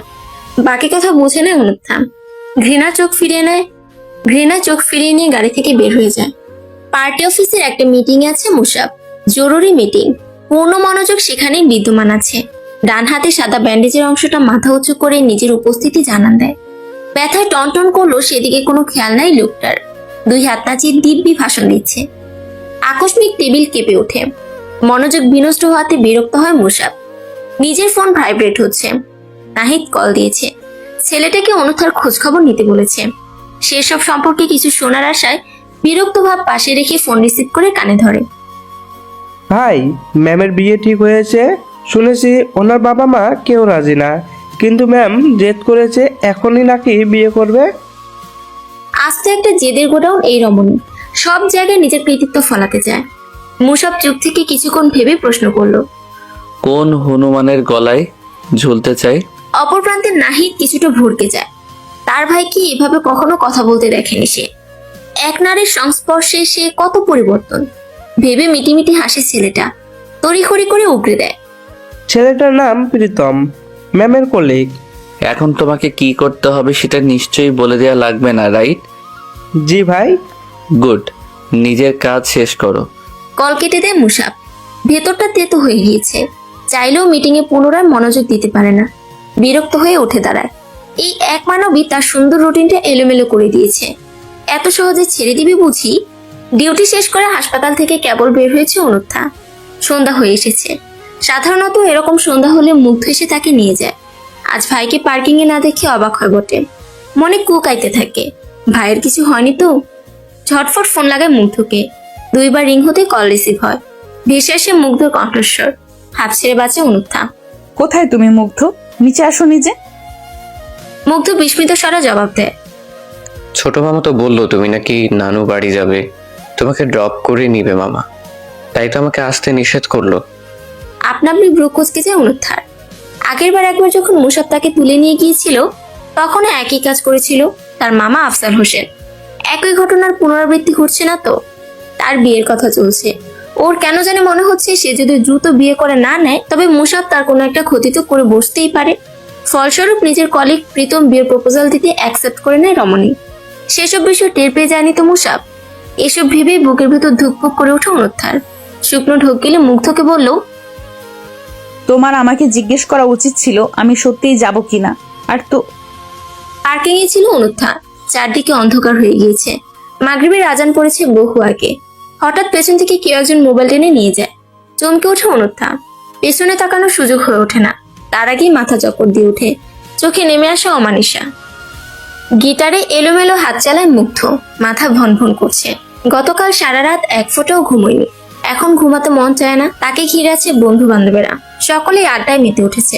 মুগ্ধ সকলের মধ্যমণি। সবাই মিলে মুগ্ধকে জোরাজোরি করেছে একটা গান গাওয়ার জন্য। ওইদিকে অল্প দূরে মেধা সহ ওদের দলবল বসে আছে। মেয়েটা একটু পরপর আর চোখে এদিকে তাকায়। কোনো কিছুই নজর এড়াতে পারে না মুগ্ধর চোখে। সে যদি এখন গান শুরু করে তবে ওদের আড্ডা মহলে ভেঙে সবাই এখানে ভিড় জমাবে ভেবে মৃদু হাসে ছেলেটা। গিটারে সুর তুলে গান শুরু করে। আমি সেই সুতো হব যে তোমায় আলোকিত করে, নিজে চলে যাব। আমি সেই নৌকো হব যে তোমায় পার করে, নিজেই ডুবে যাব। গানটি গাইল মুগ্ধ। নিজের সবটুকু আবেগ অনুভূতি মিশিয়ে গানটা শেষ করে মুগ্ধ। গানটা যাকে ডেডিকেট করে গাওয়া হয়েছে সে রমণী অনিমেষ তার দিকে তাকিয়ে আছে। চোখে মুখে বিস্ময়ের ভাব। মিটিমিটি হেসে উঠে দাঁড়ায় মুগ্ধ। দ্রুত প্রস্থান করে সেথা হতে। অনুত্থার যখন জ্ঞান ফিরে তখন চারদিকে আলোকিত হয়ে গিয়েছে। চোখ বন্ধ করেই ভাবে তার সাথে কি ঘটেছিল। সে পার্কিং এ ছিল এবং তখন রাত ছিল। এখন দিনের আলো ফুটেছে মানে অনেক ঘন্টা সে অচেতন ছিল। ভেবেই সতর্কভাবে চোখ মেলে সে। নিজেকে আবিষ্কার করে একজনের বাহু ডোরে। নিমিষেই চোখ বড় বড় হয়েছে অনুত্থার। এই পুরুষ কে হতে পারে? তাকে পেছন দিক থেকে জড়িয়ে ধরে আছে। অনুত্থা ছাড়া পাওয়ার জন্য ছটফট করে। আকস্মিক নজর আসে আগন্তুকের ডান হাত, শুভ্র রঙের ব্যান্ডেজ মোড়ানো। চিনতে অসুবিধা হয় না রমণীর। নিজেকে তার বাহু ডোরে পেয়ে গা ঘিন ঘিন করে ওঠে। সে 2 দিন পরে অন্য একজনের বউ হবে, অথচ আজ কি না। শক্ত করে চোখ বন্ধ করে নেয় অনুত্থা। টলমলে চোখের জল এক হাতে মুছে নেয়। নিজেকে যথেষ্ট শক্ত করে নেয়। নিজেকে ছাড়িয়ে নিতে গেলে বরাবরের মতোই ব্যর্থ হয়। বেশ রাগ হয় রমণীর। মুসাবের আহত জায়গায় জোরে চাপ দেয়। ব্যথায় কুকড়ে ওঠে লোকটা। হাত আলগা করতেই সরে যায় অনুত্থা। চোখের পলকে উঠে বসে। ঘুম ঘুম চোখ মেলে তাকায় মুসাব। চোখে এখনো রাজ্যের ঘুম। অনুত্থা দেখি বিরক্ত চোখে তাকিয়ে বলল, সকাল সকাল কি শুরু করছেন? আমি এখানে কেন? কি চান আপনি? লজ্জা লাগে না আপনার? একে তো তুলে এনেছেন, তার উপর সারা রাত আমি আপনার বুকে ছিলাম। এসব কি ধরনের অসভ্যতামি? অলসভাবে আড়মোড়া ভেঙে উঠে বসে মুসাব। শুভ্র রঙের ব্যান্ডেজ গলিয়ে রক্ত বের হতে শুরু করেছে। কাঁচা ক্ষতস্থানে পুনরায় আঘাত পেয়েছে। কি নিষ্ঠুর রমণী। মুসাব হাত থেকে নজর ফিরিয়ে অনুত্থার দিকে তাকায়। হাই তুলতে তুলতে শুধু, আমি আপনার বুকে ছিলাম নাকি আপনি আমার বুকে ছিলেন? তাহলে কিভাবে বলেন আমি আপনাকে? Shut up. মুসাবকে কথা শেষ করতে না দিয়ে ধমকে উঠে অনুত্থা। অথচ রমণীর ধমক গায়ে মাখে না মানব। মানবীকে আরেকটু শাসানোর জন্য বলে, মানুষ তো বউয়ের সাথে কত কি করে, আমি তো কেবল বুকে নিয়ে ঘুমিয়েছি। আপনি চাইলে বাকি সবও করতে পারি, আমার কোনো আপত্তি নেই। কথা শেষে চোখ টিপে মুসাব। বিস্ময়ে হতবাক হয়ে যায় রমণী। মুখ থেকে শব্দ বের করতে ভুলে যায়। মুগ্ধ যখন বাড়ি ফিরে তখন বেশ রাত হয়েছে। অনুথার বাবা আরশ রহমান ছেলে মেয়ে টেনশনে মাথায় হাত দিয়ে বসে আছে। অনুথার মোবাইল বন্ধ। এদিকে মুগ্ধকে কল দিয়েও পাওয়া যাচ্ছে না। মুগ্ধ যখন ঘরে ঢুকে তখনই তাকে ঘিরে ধরে আরশ রহমান আর ওর মা। মুগ্ধ হুট করে ওনাদের দেখে ভুরকে যায়। সে কোনো অপরাধ করেছে কিনা মনে পড়ছে না। তখনই আরশ রহমান চোখ পাকিয়ে জিজ্ঞেস করে, তুমি একা কেন? অনুমা কোথায়? আর ওর ফোন বন্ধ কেন? আকস্মিক এতগুলো প্রশ্নের কবলে পড়ে হকচকে যায় মুগ্ধ। একটার পর একটা জবাব গুছিয়ে নিয়ে বলল, আপুকে তো মামা নিয়ে গিয়েছে, বললো আজ নানুর বাসায় থাকবে। আরশ রহমানের রাগ হয় বেশ। ওদের হুটহাট এভাবে মেয়েকে নিয়ে যাওয়া ওনার মোটেও পছন্দ না। স্ত্রীর মুখের দিকে তাকিয়ে কিছু বলতে পারে না। আদরের মেয়েকে নিয়ে বেশ চিন্তা হয় ওনার। নিজের রাগকে চাপা দিয়ে বলল, ফোন বন্ধ করে রাখছো কেন? আপুর সাথে আমার কথা হয়েছে, কথার মাঝে হঠাৎ ফোন কেটে গিয়েছিল। পরে মামা ফোন করে বলেছে আপুর ফোনের চার্জ শেষ, সে এখন নানুর বাসায় আছে। নানু বাড়ি আছে মানে ঠিকঠাক আছে, এটুকু বিশেষ মনে রাখে আরশ রহমান। কিন্তু তারপরও নিজের একমাত্র মেয়ে, সবটুকু আদর স্নেহ দিয়ে বড় করেছে তাকে, মনে কুগাইতে থাকে। স্ত্রীর দিকে এক নজর তাকে প্রস্থান করে। মুগ্ধ নিজের রুমে চলে যায়। মুসাবের কথা শুনে কিছুটা লজ্জা আর কিছুটা রাগ ঘিরে ধরে। তারপরও মাথায় হাত দিয়ে বসে আছে অনুত্থা। কোনোভাবেই কিছু মেলাতে পারছে না সে। মুসাবের সাথে ওর বিয়ে হয়েছে কোন দিন, এটা ভেবে কুল কিনারা পায় না। মুসাব তখন বেডে হেলান দিয়ে বসেছিল। একটু পর পর অনুত্থাকে পরখ করে নিচ্ছে। রমণীর চোখে মুখে বিস্ময় ভাব খেলা করছে। দুষ্টু হাসে মুসাব। তাকে আরেকটু চমকে দিতে বলে, কাজী সাহেব বাহিরে অবস্থান করছে মিসেস অনুত্থা এহসান, চলেন ইসলামী মতে বিয়ে করে নেই। পাশ থেকে বালিশ নিয়ে মুসাবের দিকে ছুঁড়ে মারে অনুত্থা। মুসাব বালিশটা আঁকড়ে নেয়। রাগে শরীর জ্বলে যাচ্ছে। তার উপর এই লোক মজা নিচ্ছে। হিসিয়ে বলল, আপনাকে আমি বিয়ে করিনি, উল্টোপাল্টা একটা বলে দিবেন আর আমি মেনে নেব? হুহা করে হেসে ওঠে মুসাব। একটা কাগজের ফটোকপি অনুত্তার হাতে ধরিয়ে দেয়। তাতে চোখ বুলিয়ে আকাশ থেকে পড়ে যেন রমণী কাবিননামা, যাতে তার সিগনেচারও আছে। দেখে নকল মনে হচ্ছে না। অবাক চাহনিতে মুসাবের দিকে তাকায়। লোকটা আকস্মিক কেমন গম্ভীর হয়ে গিয়েছে। নিজের গাম্ভীর্য ভাব ধরে রেখেই শোধালো, আমি মানুষটা কি কি করতে পারি সে সম্পর্কে আপনার ধারণা খুব কম মিসেস এহসান। রেজিস্ট্রি পেপারে কখন সিগনেচার করেছেন মনে পড়ে? ভাবনায় পড়ে যায় অনুত্থা। পরপর এতগুলো শখ পেয়ে বিস্ময়ে মুখ হয়ে গিয়েছে মানবী। হসপিটালের কোনো পেপারে সাইন করতে গিয়ে হয়তো না দেখে এখানে করে দিয়েছে। এতটুকু ধারণা হচ্ছে তার। নিজের বোকামিতে নিজেকে চড় দিতে ইচ্ছে করে। দুঃখে কষ্টে কান্না পাচ্ছে তার। চোখ টলমল করে ওঠে। মুসাবের দিকে ছলছল চোখে তাকিয়ে কঠোর স্বরে আওড়া, আমি আপনাকে জীবনেও মেনে নিব না। পলিটিক্স আমি পছন্দ করি না। তার উপর মানুষটা যদি আপনি হন তাহলে তো আরো আগে না মরে যাব, তবু আপনাকে বিয়ে করব না। নিজেকে স্বাভাবিক রাখে মুসাব। হেসে খেলেই উত্তর দেয়, বিয়ে করবেন না এটা কেমন কথা মিসেস এহসান? আমাদের রেজিস্ট্রি হয়ে গেছে, বাকি যেটা আছে সেটা খুব শীঘ্রই হয়ে যাবে। বললাম না প্রয়োজনে মরে যাব, তারপরও আপনার সাথে সংসার করব না। আমার মনে হয় না আপনি তা করবেন। আপনার না হয় জীবনের প্রতি মায়া নেই, কিন্তু নিজের মা বাবা আর ভাইকে তো ভালোবাসেন তাই না? খবরদার ওদের কথা মুখেও আনবেন না, শেষ করে দিব। পুনরায় হেসে ফেলে মুসাব। হাসতে হাসতে বলে ওঠে, আমি তো আপনার সাথে সংসার করতে আগ্রহী, একদম স্পেশাল সংসার। এখন আপনি তা না চাইলে কিভাবে হয়? চলেন বাকি কাজটাও শেষ করে ফেলি। অসম্ভব। বলে দুই হাত ধরে চিটকে সরে যায় অনুত্থা। মুসাব বুঝিয়ে বলার নয় বলে, দেখো অনুত্থা ইবনাথ, আমাদের বিয়ে হয়ে গিয়েছে। তুমি নিশ্চয়ই বাংলা কথাটা বুঝতে পারছো। অবৈধভাবে সংসার করতে চাও। আপনি থেকে হঠাৎ তুমিতে আসায় বেশ ভয় পায় অনুত্থা। বুঝতে পারে মুসাব চটে গেছে বেশ। নিজেকে অসহায় লাগে অনেক। সে নামক প্রাণীটাকে কেউ বুঝতে পারে না কেন? সারা রাত একটা মেয়ের সাথে একই বেডের থেকেও সেটাকে অবৈধ মনে হয়নি, এখন বৈধতা খুঁজতে আসেন? মনে মনে হাসে মুসাব। সে কখন রুমে এসেছে টেরি পায়নি রমণী। নিজে থেকে খোলাসা করার ইচ্ছে হয় না আর, বরং অনুত্থাকে তাড়া দিয়ে বলল, ফ্রেশ হয়ে বাহিরে আসো। এক কথা আমার যেন দুইবার বলতে না হয়। আগের বার যা নাটক করেছো এবার যেন তার পুনরাবৃত্তি না হয়। অনুথা মনে মনে ভাবে, আপনাকে যদি সত্যি আমার বিয়ে করতে হয় তবে আপনার বাকি জীবনটা খুব একটা সুখকর হবে না ইশতিয়াক এহসান মুসাব। আমি মানুষটা খুব একটা ভালো না। কথা শেষ করে বসে থাকে না মুসাব। অনেক কাজ বাকি আছে তার। সব দিক সামলে সবার মতামত নিয়ে তবেই বিয়েটা হবে। মনের রানীকে নিজের করতে হলে যা যা বাধা পার করতে হয় সবকিছু করবে সে। মনে মনে আওড়ায়, বলো পৃথিবী আমার চাঁদকে পেয়ে আমার কতটুকু খুশি হওয়া উচিত? তাকে নিজের করে নেওয়াতে কি কি উজাড় করে দিতে হবে তোমায়? আমি সব বিসর্জন দিতে প্রস্তুত আছি। তুমি কেবল তাকে আমার করে দাও। চোখের কার্নিশ বেয়ে এক ফোঁটা জল মৃত্তিকে স্পর্শ করার পূর্বেই তা মুছে ফেলে মুসাব। মুচকি এসে বিড়বিড় করে বলে, পৃথিবীর সবকিছু একদিকে, তোমার জন্য আমার পৃথিবী অন্যদিকে। প্রাণ, তুমি আমার দুর্বলতা না হয়ে শক্তি হও। বারবার এভাবে দুর্বল করে দিও না। একটা নতুন জীবন, নতুন অধ্যায়। বিয়ে নামক পবিত্র বন্ধনে আবদ্ধ হয়েছে কপত কপতি। মুসাব এক ধ্যানে অনুত্থার মুখের দিকে তাকিয়েছে। সরল স্নিগ্ধ মুখায়ব দেখে কেউ বলবে না মেয়েটা ধানি লঙ্কা। কি ঝাঁজ বাপরে, তেজে আশেপাশে ঘেঁষা যায় না। তাদের বিয়ে হয়েছে অনেকক্ষণ হয়েছে। বিস্ময়ের ব্যাপার হলো অনুথার বাবা, মা আর মুগ্ধ সবাই এখানে উপস্থিত ছিল। অনুথা বাবাকে দেখে মুখের ভাষা হারিয়ে ফেলেছে। তাছাড়া ছিল মুসাবের বাবা আর অনুথার মামা। ওনারা অনেক আগেই বিদায় নিয়েছে। থেকে গিয়েছে আরশ রহমান, মুগ্ধ আর পূর্ণা রহমান। তখন থেকে চুপ করে বসে আছে মেয়েটা। মুসাব নিজেও কি বলবে খুঁজে পায় না। তারা দুজন এক পাশে বসে আছে আর অনুথার পরিবার অন্য পাশে বসে আছে। কথা বললে শুনতে পাবে না। মুসাবের অনেক কাজ পড়ে আছে। ওর পেছনে সময় নষ্ট করে লাভ নাই। সঠিক সময় আসলে এমনিই সব ঠিক হবে। অনুথা ধৈর্য হারা হয়ে উঠে দাঁড়ায়। নীরবে প্রস্থান করতে চাইলে বাধা দেয় মুসাব। হাত টেনে ধরে। এতে যেন মানবী আরো বেশি রেগে যায়। মুসাব ওর রাগের তোয়াক্কা না করে বলল, কোথায় যাচ্ছ? বিয়ে করেছেন বলে কি মাথা কিনে নিয়েছেন?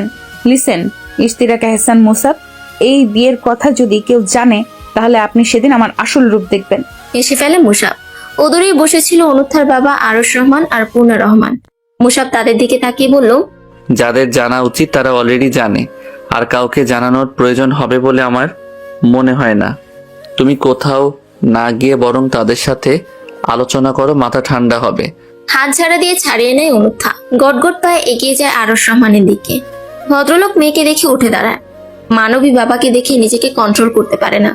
ঝাঁপিয়ে পড়ে তার বুকে, হুহু করে কেঁদে ওঠে। এভাবে কেঁদো না মামনি, আল্লাহ যা করে ভালোর জন্যই করে। হেঁচকি তুলে কাঁদে অনুথা। সেভাবেই বলে, একজন পলিটিশিয়ানকে বিয়ে করে আমার কি ভালো হয়েছে বাবা? আমি এই জিনিসটা পছন্দ করি না। তার উপর ওই লোকটা মোটেও ভালো না। অনুথার বাবা মেয়ের মাথায় সান্ত্বনার হাত বুলিয়ে বলে, তুমি হয়তো শুরু থেকে তাকে খারাপ নজরে দেখেছো। হতে পারে তার খারাপ কাজগুলো তোমার চোখে পড়েছে। খারাপের আড়ালে ভালো লুকিয়ে থাকে, সেটাকে খুঁজে বের করো। আমার মেয়ে বুদ্ধিমান, তোমার উপর আমার ভরসা আছে। তুমি খুব দ্রুত সব বুঝতে পারবে। আরশ রহমান মেয়ের চোখের পানি মুছে দেয়। পূর্ণা রহমান এগিয়ে এসে মেয়ের পাশে বসে, হাত আঁকড়ে ধরে শুধোয়। একটা বিয়ে ভাঙা আর ইমারত ভাঙা সমান অনু। তোদের আগেই বিয়ে হয়ে গিয়েছে, সেখানে আমাদের রাজি না হয়ে উপায় ছিল না। তোর মামার সাথে ওদের সম্পর্ক খুব ভালো, বলতে গেলে ছোটবেলা থেকেই ওদের সাথে চলাফেরা। তাই উনি জানে মুসাবের পরিবার কেমন। অসহায় অনুভব হয় অনুত্থার। মায়ের দিকে করুণ চাহনিতে চেয়ে বলে, আমার কি করা উচিত বলো না? আমি কিছুতেই তাকে মেনে নিতে পারছি না, বা পারবো বলেও মনে হয় না। আরশ রহমান আওড়ায়, শোনো মা, তুমি জানো আমি তোমার ভালো চেয়েই বলেছি।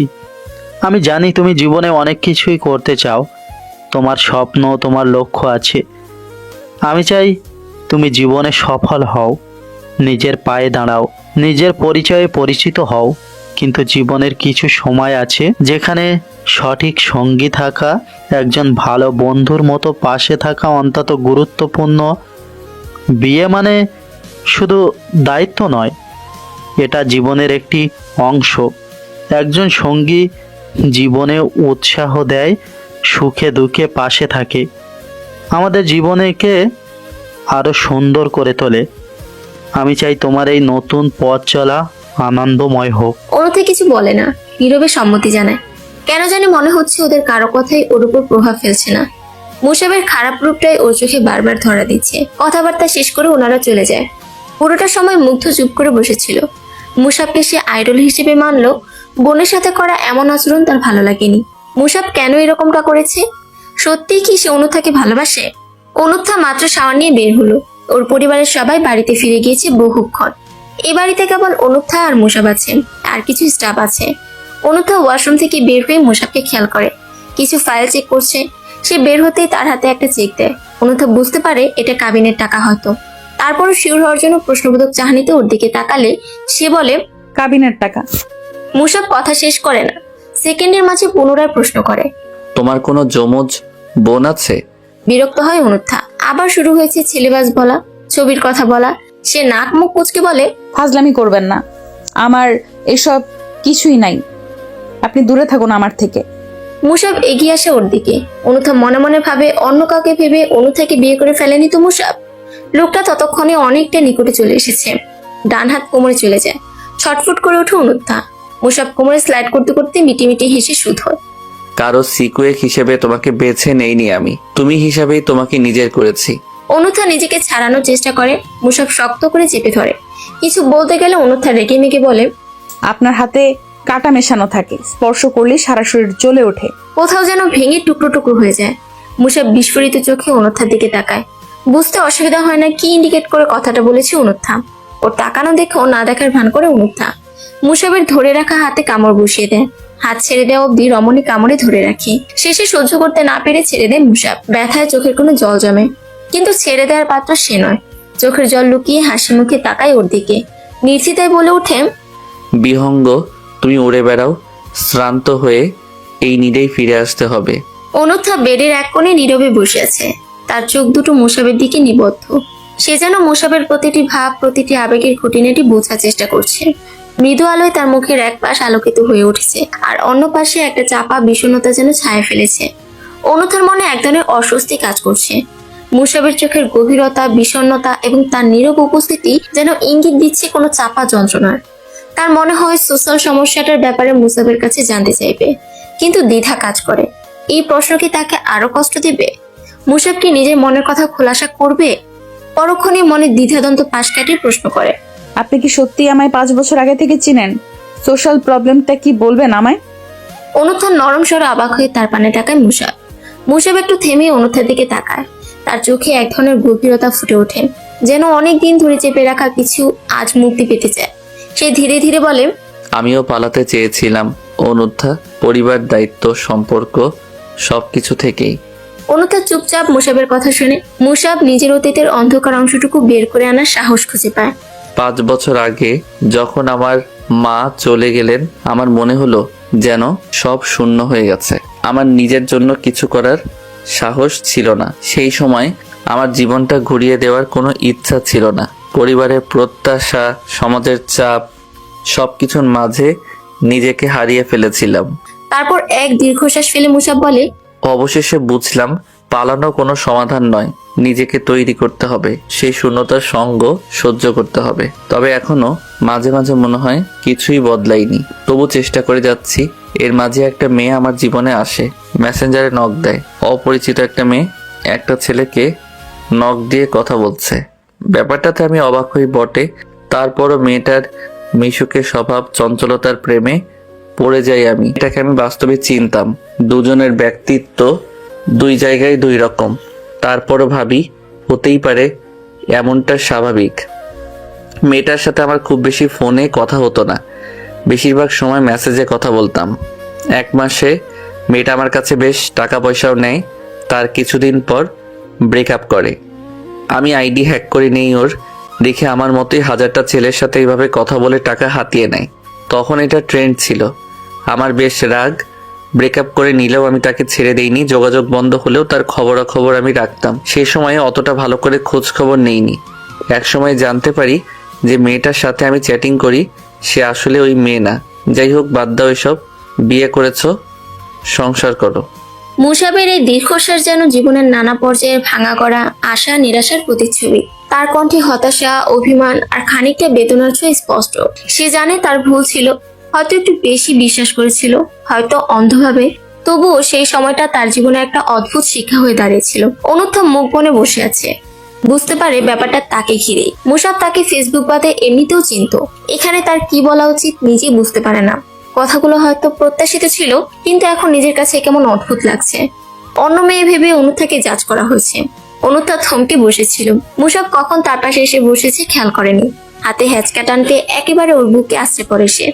মুসাব একটু কাছে সরে এসে অনুথার মুখের দিকে তাকালো। চোখে যেন এক ধরনের কোমল আকুতি। তার হাতটা অনুথার গালের কাছে এনে আলতোভাবে ছুঁয়ে বলল, তুমি জানো, তুমি যখন এমনভাবে চুপ করে থাকো তখন তোমাকে আরো বেশি আপন করে কাছে পেতে ইচ্ছে করে। অনুথার হৃদয় যেন একটু দ্রুত স্পন্দিত হতে লাগলো। মুসাবের স্পর্শে তার মুখ গরম হয়ে উঠল। সে চোখ নামিয়ে ফেললো, কিন্তু মুসাব আস্তে করে তার চিবুকে হাত রেখে বলল, অনুত্থা, আমার দিকে তাকাও। আজ তোমার এই নীরবতাই আমার কাছে পৃথিবীর সবচেয়ে মধুর সুর। সবকিছু ভুলে যাও। অনূথা এক পলক মুসাবের গভীর চোখে তাকালো। দুজনের মধ্যে নীরবতার মাঝেও যেন অজানা কথাগুলো ভেসে উঠলো, যা কেবল তাদের হৃদয় বুঝতে পারছে। মুসাব আস্তে করে অনূথার হাতটা ধরে বলল, আমার জীবনে তোমার চেয়ে সুন্দর আর কিছু নেই। অনূথা সরে আসার চেষ্টা করে, কিন্তু মুসাবের শক্ত হাত যেন তার সমস্ত ইচ্ছাকে বাধা দেয়। তার হাত শক্ত করে ধরে আর একটু কাছে টেনে নেয়। অনূথা বেশ অস্বস্তি নিয়ে তাকায়, কিন্তু মুসাবের চোখে এখন আর উদ্বেগ নেই, বরং এক ধরনের দৃঢ়তা। তুমি কোথায় যাওয়ার চেষ্টা করছো অনূথা? মুসাবের কণ্ঠে একটু শীতলতা ছিল, যেন সে জানে এই মুহূর্তে অনূথার পক্ষে সরে যাওয়া সম্ভব নয়। অনূথা শ্বাসরোধ করে, তার দৃষ্টি মাটিতে নেমে আসে। সে জানে মুসাব কখনো সহজে ছেড়ে দেয় না। শ্বাসরোধ করে বলে, আপনি যতই নিজেকে নিরপরাধ প্রমাণ করেন না কেন, আপনার পূর্বের ব্যবহার আমি ভুলে যাইনি। পলিটিক্স পছন্দ না আমার, ভুলে যাবেন না কথাটা। মুসাব কিছুটা স্তম্ভিত হয়, তার হাতের শক্তি খানিকটা কমে আসে, তবে সে হাতটা এখনো অনূথার হাতে রেখেছে। অনূথার কথাগুলো শোনার পর তার মুখে কোনো প্রতিক্রিয়া না দেখে কিছুক্ষণ নীরব থাকে মুসাব। তারপর একটু ঠান্ডা কণ্ঠে কিন্তু দৃঢ়ভাবে বলে, আমি জানি তুমি আমাকে বিশ্বাস করো না অনূথা, কিন্তু তোমার জানা উচিত আমি যা করি সেটা তোমার জন্যই। রাজনীতি বা পূর্বের ব্যবহার সেটা তোমার পছন্দ না হলেও আমার কিছু করার নেই। আমি ব্যবহার বদলাতে পারি, কিন্তু রাজনীতি ছাড়তে পারবো না। তুমি জানো আমি চাই না তোমার কাছে কিছু লুকাতে। তার চোখে একটা গভীর আবেদন ছিল, যেন সে চায় অনূথা কিছুটা সময় দিক নিজের অনুভূতিগুলো বোঝানোর জন্য। কিন্তু অনূথা মেনে নেয় না, শক্ত কণ্ঠে নিজের বলা শেষ বাক্যটা বলে, আমি রাজনীতি পছন্দ করি না। আপনি সেটা ছাড়তে না পারলে আমাকে জোর করে বিয়ে করার কোনো মানে হয় না। আমি মানিয়ে নিতে পারবো না, দুঃখিত। ইশতিয়াক আহসান। অনূথার কথাগুলো মুসাবের মনে প্রবল একটা ঝাঁকুনি সৃষ্টি করে। তার মুখে কোনো প্রতিক্রিয়া না দেখা গেলেও তার চোখের গভীরে একটা অদৃশ্য লড়াই চলছিল। সে জানতো অনূথার কথা শুধু বক্তব্য নয়, তার জীবন দৃষ্টির এক অংশ। কিন্তু মুসাব চুপ করে থাকেনি, তার কণ্ঠে তীব্রতা আসে, যদিও কিছুটা ভেঙে পড়েছে। তুমি জানো না অনূথা, আমি তোমার জন্য সব কিছু ছেড়ে দিতে পারি।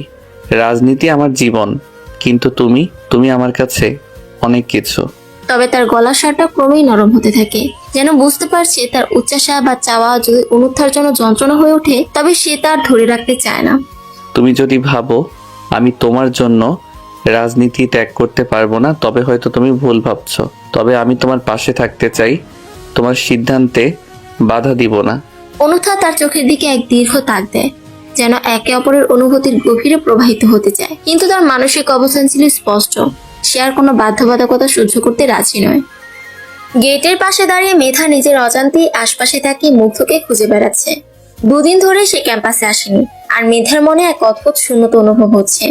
প্রতিদিন দেখা না হলেও ঠিক যেন মুগ্ধ আশেপাশেই থাকে। তার হেসে ওঠা, কথার ভঙ্গি মেধার মনে অমলিন হয়েছে। আজ যেন মনে হচ্ছে এই ভিড়ের মধ্যে থেকেও কাউকে হারিয়ে ফেলেছে মেধা।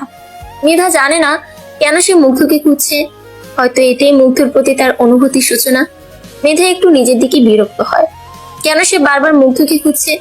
মনের গহীনে কোথাও একটা অদৃশ্য টান অনুভব করছে সে, যা তাকে বারবার মুগ্ধর দিকে টেনে নিয়ে যাচ্ছে।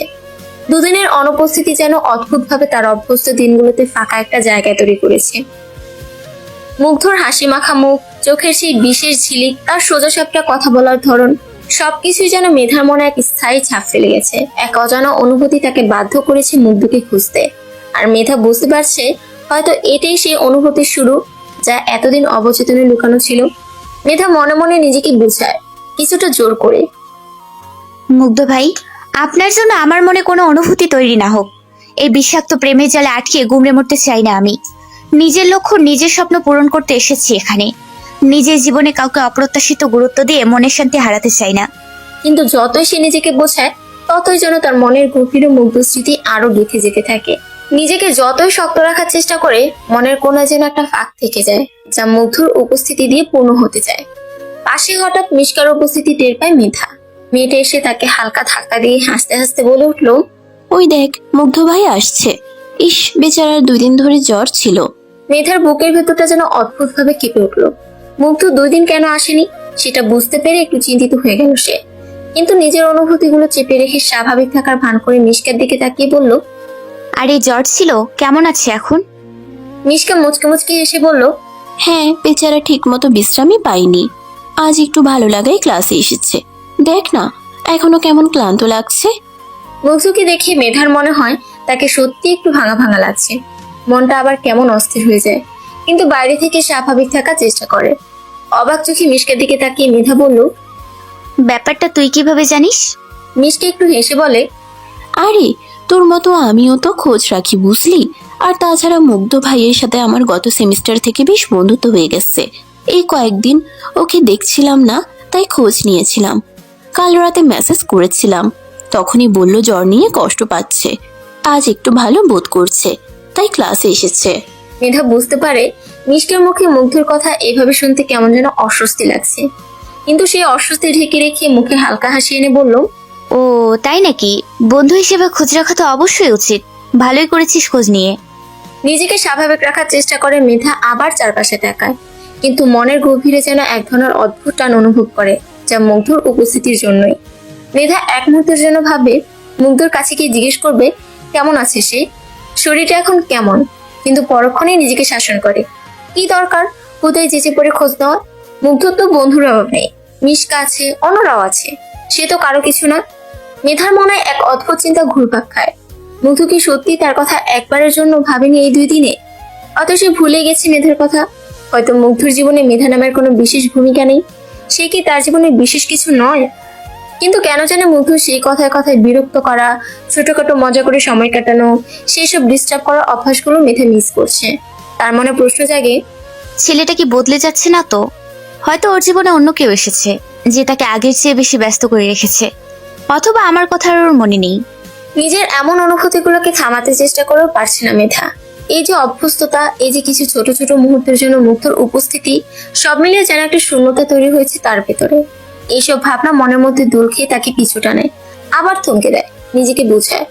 এই অদ্ভুত টানটাকে প্রশ্রয় দিয়ে লাভ নেই, নিজেকে নিয়ে ভাবা দরকার। এইসব আবেগের পিছু না গেলেই ভালো।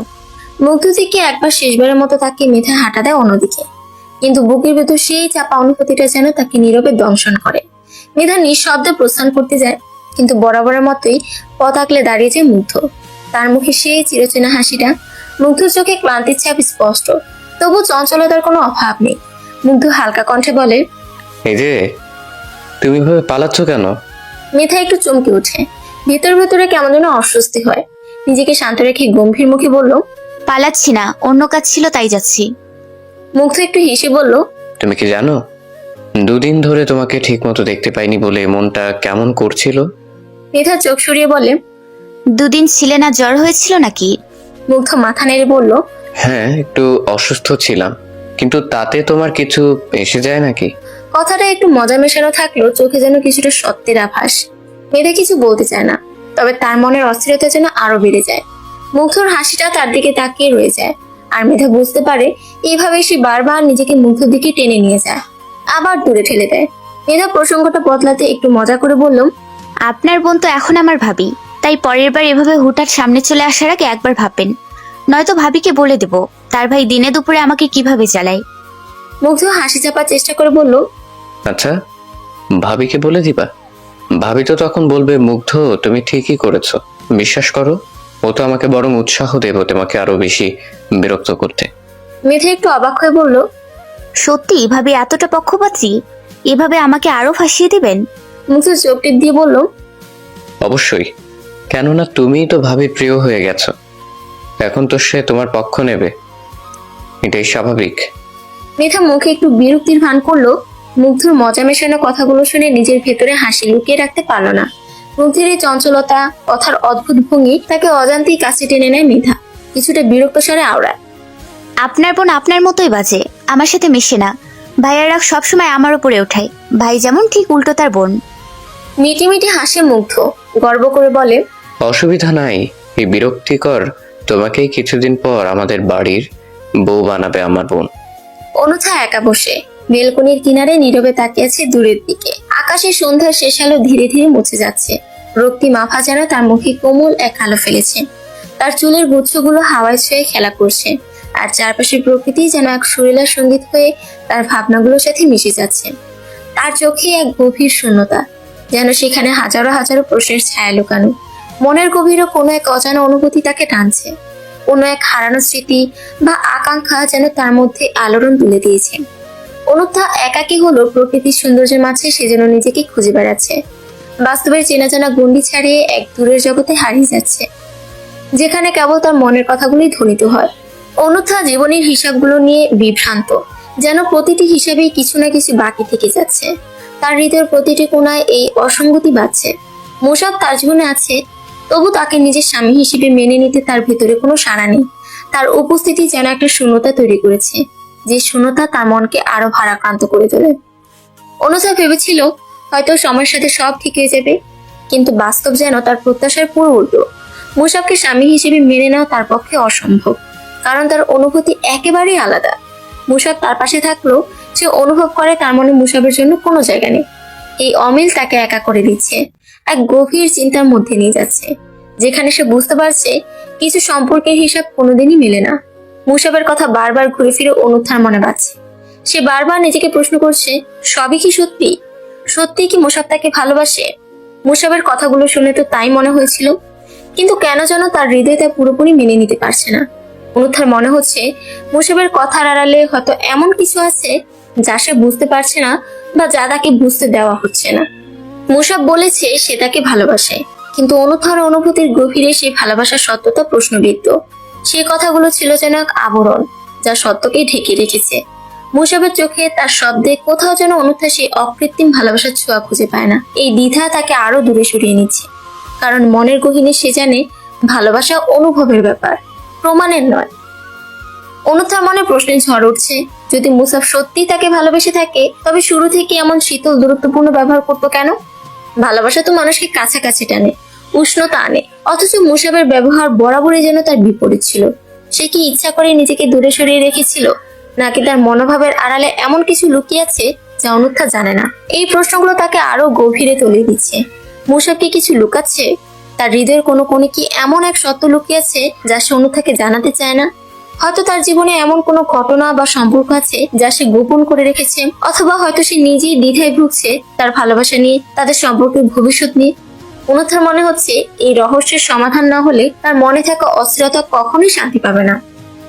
বস, ইস্তিরাক এহসান মুসাব বিয়ে করেছে অন্যথা ইবনাতকে। এই ধরনের কথায় চমকে ওঠা আগন্তুক হতবিহ্বল হয়ে কথাটা বলার মানুষটার দিকে তাকায়। 1 মিনিটের জন্য মনে হয় সে মিথ্যা শুনেছে। পরপর মাথা ঝাঁকিয়ে প্রশ্ন করে, কি বলছো তুমি? অল্প বয়সী ছেলেটা ভয়ে ভয়ে উত্তর দেয়, এমপি তার প্রেমিকাকে বিয়ে করেছে। কথা শেষ হওয়ার সাথে সাথে ঠাস করে একটা থাপ্পড় পড়ে ছেলেটার গালে। রাগে থরথর করে কাঁপছে আগন্তুক।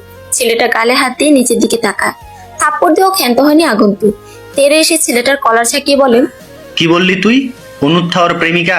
হ্যাঁ, কুত্তার বাচ্চা, দ্বিতীয়বার এই কথা বললে জিভ টেনে ছিঁড়ে ফেলবো। উপস্থিত 3টা ছেলেই বেশ ভয় পায়। তাদের বসের রাগ সম্পর্কে ধারণা আছে ওদের। এই কারণে অনুত্থার বিয়ের ঘটনা শুনেও বসকে 2 দিন পর জানায় ওরা। তারপরও রাগের কবলে পড়তে হয়। আগন্তুক সামনের চেয়ারে লাথি বসায়। হিসিয়ে বলল, অনুত্থা ইবনাত শুধুই আমার। ওই মুসাবাকে খুন করব আমি। শুয়োরের বাচ্চা আমার জিনিসে হাত বাড়ায়, কত বড় সাহস! বসের কথা শুনে থাপ্পড় খাওয়া ছেলেটা মনে মনে হাসে। মুখে একটা কথা আসলো গিলে নেয়। খুব করে বলতে ইচ্ছে করে, এহসান মুসাব আপনার জিনিসে হাত দেয়নি বস, আপনি তার জিনিসে হাত দিয়েছেন। কিন্তু ভয়ে মুখ থেকে একটা শব্দ বের করতে পারেনি। বসের প্রতিটি বাক্য যেন গা ছমছমে করে। সে আগন্তুক, যার মনে একান্ত ভালোবাসার অনুভূতি, তার মাঝে একই সাথে ভীষণ ঈর্ষা এবং তীব্র প্রতিহিংসার তাড়না। এই চরিত্রটা যেন ভালোবাসা, প্রতিহিংসা এবং এক অধিকার বোধের প্রতিমূর্তি। সে বিশ্বাস করে অনুত্থা শুধুই তার, অন্য কারো হতে পারে না। আগন্তুক কণ্ঠে সমস্ত তেজ ঢেলে দিয়ে বলে ওঠে, আমার এত বছরের পরিশ্রম, প্ল্যান কিছুতেই নষ্ট হতে দিব না। অনুত্থা আমার, কেবল আমারই থাকবে। এর মাঝে যে আসবে তাকে শেকড় সহ উপড়ে ফেলবো। মুসাবের বাসায় ফিরে প্রথম চিন্তা অনুত্থার মুখে হাসি ফোটানো। শান্ত দেহ নিয়েও সে যে ফুলগুলো এনেছে তাতে তার আন্তরিকতার ছোঁয়া স্পষ্ট। যদিও নিজেকে নিয়ে মৃদু হাসাহাসি করছে, ভালোবাসার তাগিদেই তো এসব নিব্বা কাজ করছে। নাহিদের বুদ্ধিতে এসব ফুলের আয়োজন করা যেন একটা ছোট্ট তবে খুবই মধুর প্রচেষ্টা। বউয়ের মন জয় করার জন্য এত কিছু করতে হচ্ছে ঠিকই, তবে এই ছোট ছোট মুহূর্তগুলোই তাদের সম্পর্ককে আরো গভীর করে তুলতে পারবে। অন্যথা তো একেবারে ধানি লঙ্কা। সে মিষ্টি, তবে প্রচন্ড রাগী এবং চঞ্চল। তার এই বন্ধু অবস্থাটা যেন তার প্রকৃতিকে পুরোপুরি প্রকাশ করতে দিচ্ছে না। একবার মনের মতো জায়গায় ছুটলে কি করেই বা থাকবে? সেটা বলা মুশকিল, আর তাই মুসাবের মনটা একটু ভয়ই করে। এই অনুথা কখন কি করে বসে কে জানে। অনুথার এই রাগ আর অভিমানকে ভালোবাসা হিসেবে প্রকাশ করতে পারবে? মুসাব দরজা দিয়ে ঢুকতেই চোখে পড়ে অনুথা মুখটা গম্ভীর, দুভ্রু কুচকে বসে আছে। তাকে দেখেই বোঝা যাচ্ছে ভেতরে জমে থাকা অভিমান আর রাগের মেঘগুলো ঠিক কতটা ভারী। মুসাবের হাতে ফুলের মালা আর রেড রোজের তোড়া, কিন্তু সেদিকে তার সামান্য মনোযোগ নেই।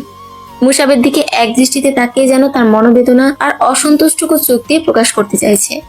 মুসাব ধীরে ধীরে কাছে এসে ফুলগুলো তার দিকে বাড়িয়ে দেয়, কিন্তু অনুথার চাহানিতে অভিমানের ঝিলিক যেন সেই ফুলগুলোর গন্ধ মুছে দিচ্ছে। মুসাব বিছানায় গায়ে শুয়ে পড়তে পড়তে বলে, দোষ করেছি আমি, জোর করে বিয়েও করেছি আমি। ফুল কি অপরাধ করেছে? ওদেরকে গ্রহণ করুন ম্যাম। অনুথা যেন কিছুই শুনেনি, বসে আছে চুপচাপ, মুখে কোনো অভিব্যক্তি নেই। মুসাবের কথাগুলো যেন বাতাসে মিলিয়ে যাচ্ছে। তার নির্বিকার অবস্থা দেখে মুসাবের মনে হয় কিছুতেই সে অনুথার মন জয়ের কোনো উপায় পাচ্ছে না। সবকিছু সইতে সইতে মনের গোপন কোণে এক ধরনের হতাশা জমে উঠেছে। অনুথার চুপ থাকা তাকে এক ধরনের প্রাচীরের মতো মনে হচ্ছে, যেটি মুসাবকে আরো অসহায় করে তুলছে। তার ভালোবাসা, তার মাফ চাওয়া কিছুই যেন কাজ করছে না। এই নিস্তব্ধতা যেন আরো গভীরভাবে তাদের মধ্যে দূরত্ব তৈরি করছে। আর মুসাব মনে মনে শঙ্কিত, কিছু একটা তছনছ হয়ে যাচ্ছে, তবে কিভাবে, কেন তা সে জানে না। মুসাব আর কোনো উপায় না পেয়ে ধীরে ধীরে অনুথার কোমর জড়িয়ে ধরে। তার মধ্যে কোনো কথা নেই, শুধু এক গভীর অনুভূতি, এতটুকু আশ্বাস, এতটুকু সান্ত্বনা। কোমরে হাত রেখে মাথা তার কোলে রাখতেই যেন পৃথিবীটা কিছুক্ষণের জন্য থমকে যায়। তার নিঃশ্বাসের গভীরে লুকিয়ে থাকে অনুতাপ আর ভালোবাসা, কিছুটা অসহায়তা, কিছুটা দুঃখ। অনুথা, আমি তোমার কাছে কেবল ভালোবাসা চাই। যত ভুলই করেছি, তুমি যদি কিছু একটা বোঝো, আমি তোমার কাছেই ফিরে আসতে চাই। তার গলা সরে থাকে এক ধরনের দুর্বলতা, যেন পুরানো বেদনার ক্ষতগুলো আবারও উন্মুক্ত হয়ে গেছে। তবে তার এই কোমল আবেগময় শব্দগুলো ছড়িয়ে দেয় এক অদ্ভুত শান্তি। মুসাব পুনরায় শুধালো, সারাদিন খেটে খুটে বউয়ের ভারী মুখ দেখতে কার ভালো লাগে বলো তো? অনুথা সারাদিন পরে মুখ খুলে বেশ খোঁচা দিয়েই বলে, তো আমাকে বিয়ে করছেন কেন? কথা বলার সাথে সাথে মুখ দিয়ে মধু ঝরে এমন কাউকে দেখে বিয়ে করতেন। তুমি আর কখনো মেধার সাথে যোগাযোগ করবে না, আমি যেন তাকে আর ডিস্টার্ব করতে না দেখি। আমি তাকে ডিস্টার্ব করি না আপু। সে যদি সত্যি বিরক্ত হতো তাহলে আমি অনেক আগেই দূরে সরে আসতাম। মুগ্ধর এই জবাবে অবাক হয় অনুথা। সাধারণত ভাই তার কথার বিপরীতে কখনোই তর্ক করে না, বা সে কোনো কিছু বললে পাল্টা জবাব দেয় না। কিন্তু আজ মুগ্ধর মধ্যে যেন এক অন্যরকম সাহস ফুটে উঠেছে, যা অনুথার কাছে নতুন। অনুথা ভীষণ অবাক হয়ে শুধালো, মেয়েটা তোমার প্রতি যথেষ্ট বিরক্ত মুগ্ধ, আর তুমি বলছো সে বিরক্ত হয় না? ব্যাপারটা হাস্যকর না? মুগ্ধ কিছুটা থমকে গেল, কিন্তু তার চেহারায় কোনো অস্বস্তি ফুটে উঠল না, বরং সে শান্ত গলায় বলল, হয়তো তোমার চোখে তা বিরক্তির মতো লাগছে আপু, কিন্তু আমার বিশ্বাস সে আমাকে পুরোপুরি ভুল বুঝে না। হয়তো সময়ের সঙ্গে সব ঠিক হয়ে যাবে। অনুথার মুখে একরকম বিস্ময় ফুটে উঠল। আজ মুগ্ধ যেন নিজের অবস্থানে দৃঢ়। মুগ্ধ নিজেই দৃঢ়তা বজায় রেখে বলে, মেধা আমাকে ভালোবাসে আপু। তুমি আমার বড় বোন, তারপরও এসব তোমাকে বলছি কারণ আমি চাই না তুমি আমাকে ভুল বুঝো। সে সত্যি আমাকে ভালোবাসে, কিন্তু কোনো একটা অজানা কারণে তার কঠোর সত্তাটা আমার সামনে প্রকাশ করে। তুমি ভুল করছো মুগ্ধ, ভুলে যেও না। পাপা বলেছিল উচ্চ মাধ্যমিকের পরে তোমাকে অ্যাব্রড পাঠিয়ে দিবে, সেখানে আমি তাকে বাধা দিয়েছিলাম। আজ তোমার এসব দেখার জন্য কি সেদিন আমি তোমার পক্ষে ছিলাম? অনুথার কথাগুলো যেন মুগ্ধকে একদম স্তব্ধ করে দেয়। তার হৃদয়ে এক গভীর অনুভূতি তৈরি হয়, যেন আজ পর্যন্ত সবকিছু উল্টে যেতে শুরু করেছে। অনুথার চোখে সেই অতীতের কথা যেন তার সামনে আবার জীবন্ত হয়ে উঠেছে। মুগ্ধ চুপ করে থাকে, সে বুঝতে পারে না কিভাবে এই পরিস্থিতির মোকাবিলা করবে। এতদিন ধরে যে ভাই বোনের সম্পর্ক ছিল, আজ তা যেন এক ভিন্ন দিকে মন নিতে শুরু করেছে। অসহায় স্বরে শুধু, মেধা সত্যি আমাকে ভালোবাসে, আমার জন্য তার মনে অনুভূতি আছে, আর আমি বিয়ে করলে তাকেই করব। অনুথা কিছুক্ষণ নীরবে মুগ্ধর কথা শুনে। এমন গভীর আবেগের সঙ্গে সে কখনো মুগ্ধকে কথা বলতে দেখেনি। মুগ্ধর মুখে এই আত্মবিশ্বাস আর গভীর উপলব্ধি দেখে সে কিছুটা দ্বিধায় পড়ে যায়। ভাই বলছে মুগ্ধ তার বোনকে বিরক্ত করে, এদিকে মুগ্ধ বলছে অন্য কথা। বোনের নীরবতা টের পেয়ে মুগ্ধ ফোনের ওপাশ থেকে পুনরায় শুধালো, তুমি যেমন মুসাব ভাইকে সেই স্কুল লাইফ থেকে ভালোবেসেও এখন সেটা অস্বীকার করছো, অস্বীকার করেও কি তোমার মনে কি তার জন্য কোনো অনুভূতি নেই? ঠিক তেমনই মেধাও একই রকম। মুগ্ধর কথায় তীব্র অস্বস্তি খেলে গেল অনুথার ভেতরটা। অতীতে সেই অনুভূতিগুলো সে বহুদিন আগে চাপা দিয়ে রেখেছিল, কিন্তু মুগ্ধর প্রশ্ন যেন সবকিছু হঠাৎ সামনে এনে দাঁড় করালো। মুগ্ধ। ধমকে উঠে বলল অনুত্থা, গলা স্বরে অসন্তোষের ছায়া স্পষ্ট। ফোনের ওপাশে মুগ্ধ কিছুক্ষণ চুপ থাকলো। বুঝতে পারলো যে সে হয়তো অনাকাঙ্ক্ষিতভাবে বোনের ব্যক্তিগত অনুভূতির গভীরে গিয়ে পড়েছে। তবু তার স্বর ছিল শান্ত। দেখো আপু, আমি শুধু বলতে চাই মেধার কঠোরতা হয়তো তার ভালোবাসারই একরকম প্রকাশ। সব অনুভূতি যে সরাসরি প্রকাশ করা যায় তা তো নয়। অনুত্থা গভীর নিঃশ্বাস ফেলে কিছুক্ষণ চুপ করে রইল। মুগ্ধর এই আত্মবিশ্বাস আর উপলব্ধির গভীরতা তাকে হতবাক করে তুলেছিল। মুগ্ধ বোনকে কষ্ট দিতে চায় না, কিন্তু একটা কথা বলতে মনের ভেতরটা উসখুস করতে থাকে। ওপাশে অনুত্থা নীরবতা পালন করছে। মুগ্ধ আমতা আমতা করে বলল, তুমি মেয়ে হয়েও নিজের অনুভূতি চেপে রাখো আপু। সেই মাধ্যমিক থেকে ভাইকে ভালোবাসো, কিন্তু সে রাজনীতিতে জড়িয়ে যাওয়াতে নিজের অনুভূতি চেপে রাখো। তাকে না চেনার ভান করো, অথচ দুজনে একই স্কুলে পড়েছো। আপু, আমি তেমন নই। যাকে ভালোবাসি তাকে ভালোবাসি বলার মতো আত্মবিশ্বাস আছে আমার। কিছু কিছু ক্ষেত্রে ভালোবাসা প্রকাশ করতে হয়, আর আমি তাকে ভালোবেসেছি। তাহলে প্রকাশ করতে অসুবিধে কি? মুগ্ধর কথাগুলো যেন অনুত্থার মনকে আরো গভীর প্রশ্নের মুখোমুখি দাঁড় করিয়ে দিল। অনেক কথার মাঝে সে মুগ্ধর দৃঢ়তা আর সাহসিকতার পরিচয় নতুন করে দেখল। নিজেকে লুকিয়ে রাখার যে অদৃশ্য দেয়াল সে গড়ে তুলেছিল, সেটা সঠিকতা নিয়ে এবার তার মনে প্রশ্ন জাগতে লাগলো। মুগ্ধর সরল অথচ গভীর এই উপলব্ধি যেন অনুত্থার নিজেরই চাপা অনুভূতিগুলোর মুখোমুখি তাকে দাঁড় করিয়ে দিল। অনুত্থা এক পলক রুমে তাকায়। মুসাব ডিভানে হেলান দিয়ে বসে আছে। ওলি ল্যাপটপ নিয়ে ব্যস্তভাবে কিছু একটা কাজ করছে। তার ভ্রু কুঁচকে আছে, চোখের দৃষ্টিতে মনোযোগের ছাপ স্পষ্ট। অনুত্থার মনে কিছু প্রশ্ন আর অনুভূতির ঢেউ খেলে গেল। মুসাবকে এত কাছ থেকে দেখছে, অথচ মনে হচ্ছে দুজনের মাঝে অদৃশ্য এক দূরত্ব রয়েছে। মুগ্ধর কথাগুলো তার মনে একটা আলোড়ন তুলে দিয়েছে। এতদিন ধরে যে অনুভূতি চেপে রেখেছিল তা কি ভুল ছিল? মুসাব আচমকা মাথা তুলে অনুত্থার দিকে তাকায়, যেন তার দৃষ্টি অনুভব করে মুখ তুলে তাকিয়েছে। অনুত্থা দ্রুত চোখ ফিরে নেয়, যেন কিছুই হয়নি এমন একটা ভাব ধরে। মুগ্ধর সাথে আরো দুই একটা বিষয়ে আলাপ করে ফোন কেটে দেয় সে। মুসাবের মোবাইল দিয়ে এতক্ষণ মুগ্ধর সাথে কথা বলেছে সে। কথা শেষ করে এগিয়ে যায় মুসাবের দিকে, মোবাইলটা দেওয়ার জন্য হাত বাড়িয়ে দেয়। দৃষ্টি অন্যথায় নিবদ্ধ। মুসাব অনুত্থাকে অন্যদিকে তাকিয়ে থাকতে দেখে একটু বাঁকা হাসে, যেন কিছু বুঝে যায়। সে কোল থেকে ল্যাপটপ সরিয়ে রেখে অনুত্থার হাত থেকে মোবাইল না নিয়ে হঠাৎ করেই তাকে টান দিয়ে কোলে বসিয়ে দেয়। অনুত্থা পিলে চমকে ওঠে, তার চোখে অবাক, বিস্ময় আর অস্বস্তি ভর করে। কিছু বলার আগেই মুসাবের হাত শক্ত করে তাকে ধরে রেখেছে। এটা কি করছেন মুসাব? অনুত্থার কণ্ঠে রাগ আর অসন্তোষ মিশে যায়, কিন্তু মুসাবের চোখে কোনো হীনতার ছায়া নেই। তার চোখের জন্য এক ধরনের মিশ্র আবেগের প্রকাশ, একটু কৌতূহল, একটু রসিকতা আর কিছুটা নিয়ন্ত্রণের ইচ্ছা। শান্ত থাকো অনুত্থা।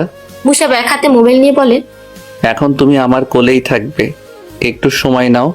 অনুত্থা তাকে ধাক্কা দিয়ে সরাতে চাইলেও মুসাবের শক্তি আর আত্মবিশ্বাসের সামনে তা অসম্ভব মনে হয়। তার মধ্যে এক ধরনের নির্জীবতা, যেন কোনোভাবেই পরিস্থিতি এড়ানো যাচ্ছে না।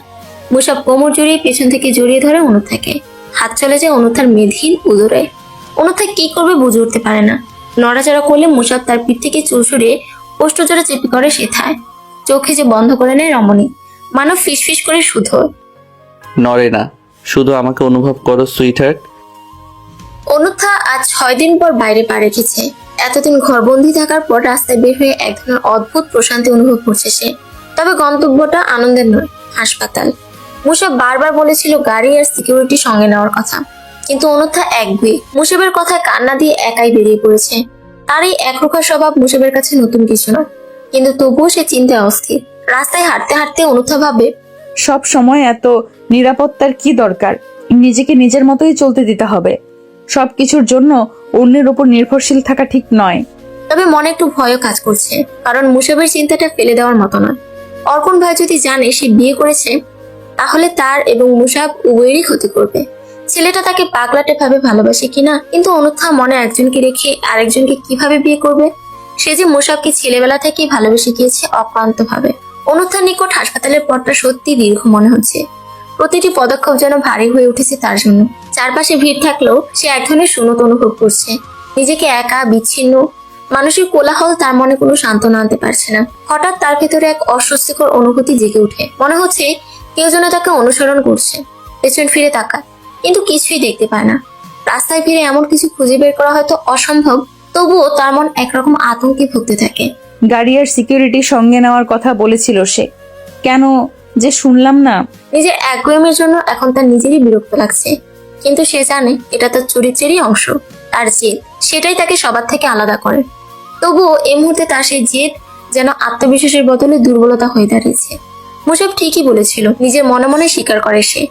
হাসপাতাল আর বেশি দূরে নয়, কিন্তু তার মনে হচ্ছে প্রতিটি মুহূর্ত যেন আরো বেশি বিপজ্জনক হয়ে উঠেছে। একা আসাটা ভুল ছিল না তো? তার হৃদস্পন্দন বেড়ে যায়, আশপাশের ছায়াগুলো যেন আরো ভারী হয়ে উঠেছে। মুসাব আসনে বসে থাকার ভান করলেও ভেতরে ভেতরে বিরক্তিতে ফুটছিল। সামনে বসা মানুষগুলোর মুখগুলোতে স্পষ্ট লেখা অনুষ্ঠান নয়, এক ঘিমির কারাগারে আটকা পড়ে আছে তারা। প্রথম সারির একজন মধ্যবয়সী ব্যক্তির চোখ প্রায় বুজে আসছে, তার পাশের জন চুপি চুপি ফোনে স্কল করছে। এসব দেখে মুসাবের নিজেরও ভাষণ দেওয়ার ইচ্ছাটা আরো কমে যায়। এমপি হওয়ার সুবাদে মঞ্চে থাকার দায়িত্ব তার, কিন্তু এমন নিষ্প্রাণ পরিবেশে কথা বলার ইচ্ছে একদমই জাগে না। তবু নিয়মের বাঁধন এড়িয়ে যাওয়ার উপায় নেই। অনুষ্ঠানের আয়োজকরা বারবার তাগাদা দিচ্ছে, তাকে যেন শেষে বক্তব্য রাখতে হয়। মুসাব মনক্ষুণ্ণ চোখে মঞ্চের এক কোণে রাখা পানির গ্লাসটা তাকিয়ে ভাবছে শুকিয়ে যাওয়া গলাটা আদৌ বক্তৃতা দিতে পারবে কিনা। তবুও মুখে হাসি ধরে রেখে মুসাব সামনে ঝুঁকে কিছুক্ষণ অন্যদের বক্তব্য শুনতে চেষ্টা করলো, কিন্তু তাদের বক্তৃতার কৃত্রিম ভঙ্গিমা আর অপ্রাসঙ্গিক কথা শুনে মুসাবের মনে হলো এই মঞ্চটা যেন কেবল দেখানো গুণাবলীর প্রদর্শনী। নিজের মনে গুছিয়ে নিতে লাগলো, সংক্ষেপে সরল ভাষায় বলবো, অপ্রয়োজনীয় কিছু বলতে যাব না, লোকগুলো মুক্তি পাক, আমিও। মুসাব গ্লাস থেকে এক চুমুক পানি নিয়ে প্রস্তুতি নিতে শুরু করলো, কিন্তু মনটা বক্তৃতার প্রস্তুতি চেয়ে অন্য এক দুশ্চিন্তায় আটকে ছিল। সামনের মানুষগুলোর বিরক্তির মুখ দেখতে দেখতে মোবাইলটা হাতে তুলে নিল। দ্রুত চারপাশে একবার চোখ খুলে নিশ্চিত হলো কেউ তার দিকে নজর দিচ্ছে না। তারপর মনোযোগ দিয়ে টাইপ করলো, অর্পণ যেন আমার বউয়ের দিকে চোখ তুলে তাকানোর সুযোগও না পায়। আমার বউকে নজরে রাখবি, অর্পণের উপর বিশ্বাস নাই, খবরদার ওর যদি কিছু হয় রে নাহিদ। মেসেজটা সেন্ড করার পর মুসাব গভীর শ্বাস নিল। অর্পণকে নিয়ে তার মনে এত সংশয় কেন? হয়তো সেটা অমূলক, কিন্তু বউয়ের দিকে অর্পণের কৌতূহলী দৃষ্টি একাধিকবার দেখে মুসাবের মনে সন্দেহ দানা বেঁধেছে। মঞ্চে উপস্থিত সবাই হয়তো ভেবেছে মুসাব বক্তৃতার জন্য প্রস্তুতি নিচ্ছে, কিন্তু তার মনের ভেতর অন্য এক যুদ্ধ চলছিল। মেসেজ পাঠানোর পরও অস্থিরতা কাটলো না, পকেটের মোবাইলটা যেন উত্তপ্ত হয়ে উঠেছে। নিজেকে সংযত করে আবার মঞ্চের দিকে মন দিল। আগে অনুষ্ঠান শেষ করি, তারপর দেখা যাবে। মুসাব মনে মনে নিজেকে সামলে নেওয়ার চেষ্টা করলো। ক্লান্তি যেন অনুথার চেহারা স্পষ্ট হয়ে ফুটে উঠেছে। ওটির দরজা পেরিয়ে বেরিয়ে আসতেই থমকে দাঁড়ালো সে। সামনের করিডোরে কয়েকজন নার্স আর ইন্টার্ন ব্যস্ত ভঙ্গিতে হাঁটছে, কিন্তু তার দৃষ্টি তাদের দিকে নেই। কপালের ঘাম হাতের পিঠ দিয়ে মুছতে মুছতে একপাশে দাঁড়িয়ে গায়ে একটু জোর দিল। পায়ের তলায় শক্তি যেন আর নেই, পেটটা শূন্য। সারাদিন ধরে এক ফোঁটা পানিও পড়েনি মুখে, গলা শুকিয়ে কাঠ হয়ে আছে। কিন্তু এসব নিয়ে চিন্তা করার মতো সময় কিংবা অবস্থা নেই। মস্তিষ্কে ঘুরপাক খাচ্ছে সেই ছোট্ট রোগীর অবস্থা, যাকে নিয়ে সকাল থেকে এত ব্যস্ততা। পকেট থেকে মোবাইল বের করে সময়টা দেখলো অনুত্থা। রাত প্রায় 10টা।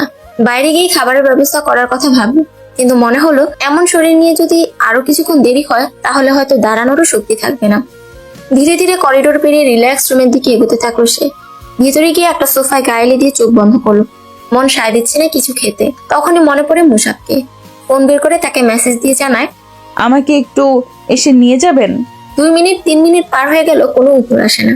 ক্লান্ত অনুত্থা বুঝে নেয় মুসাব হয়তো মেসেজ দেখেনি বা সে আসবে না। তখনই ডোর খুলে একজন প্রবেশ করে, মাথায় ক্যাপ, চোখে সানগ্লাস আর মুখে মাস্ক। লোকটার দিকে এক লোক তাকালে বুঝে কে হতে পারে। ঠোঁটের কোণে একচিলতে হাসি ফুটে উঠে নিমিশেই তা নিভিয়ে ফেলে। অনুথার চোখে তখন ক্লান্তি আর হতাশার ছাপ, কিন্তু ওই চেহারা দেখে মনটা যেন একটু শান্ত হলো। মাথায় ক্যাপ, সানগ্লাস আর মুখে মাস্ক থাকা সত্ত্বেও লোকটাকে চিনতে একটুও ভুল হয়নি। এসেছেন এত দ্রুত? অনুথা শান্ত কণ্ঠে বলল। লোকটা ধীর পায়ে এগিয়ে এসে মুখ থেকে মাস্কটা খুলে হালকা হাসলো। তোমার মেসেজের অপেক্ষা করছিলাম, জানতাম ডাকবে। মুসাব, সেই চেনা কণ্ঠ, একই আত্মবিশ্বাস, তবুও চোখে মুখে আজ একরকম অদ্ভুত গম্ভীরতা। আপনি তো উত্তর দেননি। অনুথা অভিযোগ করলো হালকা স্বরে। আমি আরো আগে এসেছি, গাড়িতে বসেছিলাম, সময় লাগছিল পৌঁছাতে, আর ভেবেছিলাম এসেই সরাসরি তোমাকে চমকে দেব।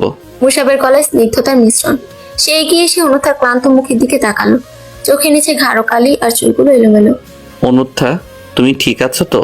প্রশ্ন এক ধরনের মমতা। অনুথার সংক্ষেপে জবাব দেয়, কিন্তু চোখ নামিয়ে ফেলে। আসলে ঠিক থাকা আর না থাকার মাঝখানে কোথাও আটকে আছে তার অনুভূতি। সে মুসাবের সাথে স্বাভাবিকভাবে কথা বলার চেষ্টা করছে, কিন্তু নিজেকে এখনো মুসাবের বউ হিসেবে নিজেই মেনে নিতে পারেনি। সবকিছুর বাধা যেন একটাই, মুসাব পলিটিক্স করে। মুসাব কিছু না বলে তার দিকে একটা খাবারের প্যাকেট এগিয়ে দিল। খাও, তারপর বাসায় গিয়ে বিশ্রাম নাও। নিজেকে এতটা ক্লান্ত করে ফেলা ঠিক নয়। অনুথা কিছুক্ষণ চুপচাপ তাকিয়ে থাকে মুসাবের দিকে। তার চোখে কৃতজ্ঞতার এক ধরনের ছায়া, কিন্তু ঠোঁট দিয়ে কিছু বলতে পারে না। মুসাবের চোখ অনুথা দেখে নিবদ্ধ, কিন্তু সে কিছু বলে না। অনুথার অস্বস্তিটা বোঝা তার জন্য কঠিন কিছু নয়। ওদের সম্পর্কের প্রতিটি স্তর তার জানা। তবুও অনুথার মনের এই দ্বিধা যেন একটা গভীর দেয়াল হয়ে দাঁড়িয়েছে। অনুত্থা, মুসাব নরম সুরে বলল, তোমার এত চিন্তা করা ঠিক নয়। আমি জানি তুমি আমার পেশার জন্য স্বস্তিতে নেই, কিন্তু আমি প্রতিশ্রুতি দিয়েছি আমার কাজ তোমার জীবনে কোনো ঝামেলা তৈরি করবে না। অনুথা মুখ তুলে তাকায় মুসাবের দিকে। কথাগুলো সত্যি হলো তার মনে সেই অস্বস্তির মেঘ কাটে না। আপনি বুঝবেন না মুসাব, পলিটিক্স মানেই একটা ঝুঁকি, একটা অস্থিরতা। আমি জানি আপনি ভালো কিছু করার জন্য এতে ঢুকেছেন, কিন্তু আমি এখনো নিজেকে মানিয়ে নিতে পারিনি। অনুথার কণ্ঠ ভারী হয়ে আসে। মুসাব হালকা একটা নিঃশ্বাস ফেললো, তার চোখে মায়া। তুমি জানো আমি তোমাকে কখনোই এই ঝুঁকির মধ্যে ফেলে দেব না। আমার জন্য নয়, নিজের জন্য একটু ভরসা রাখো। আমি চাই তুই তোমার মতো করে সুখী হও। আমি সব সামলে নেব।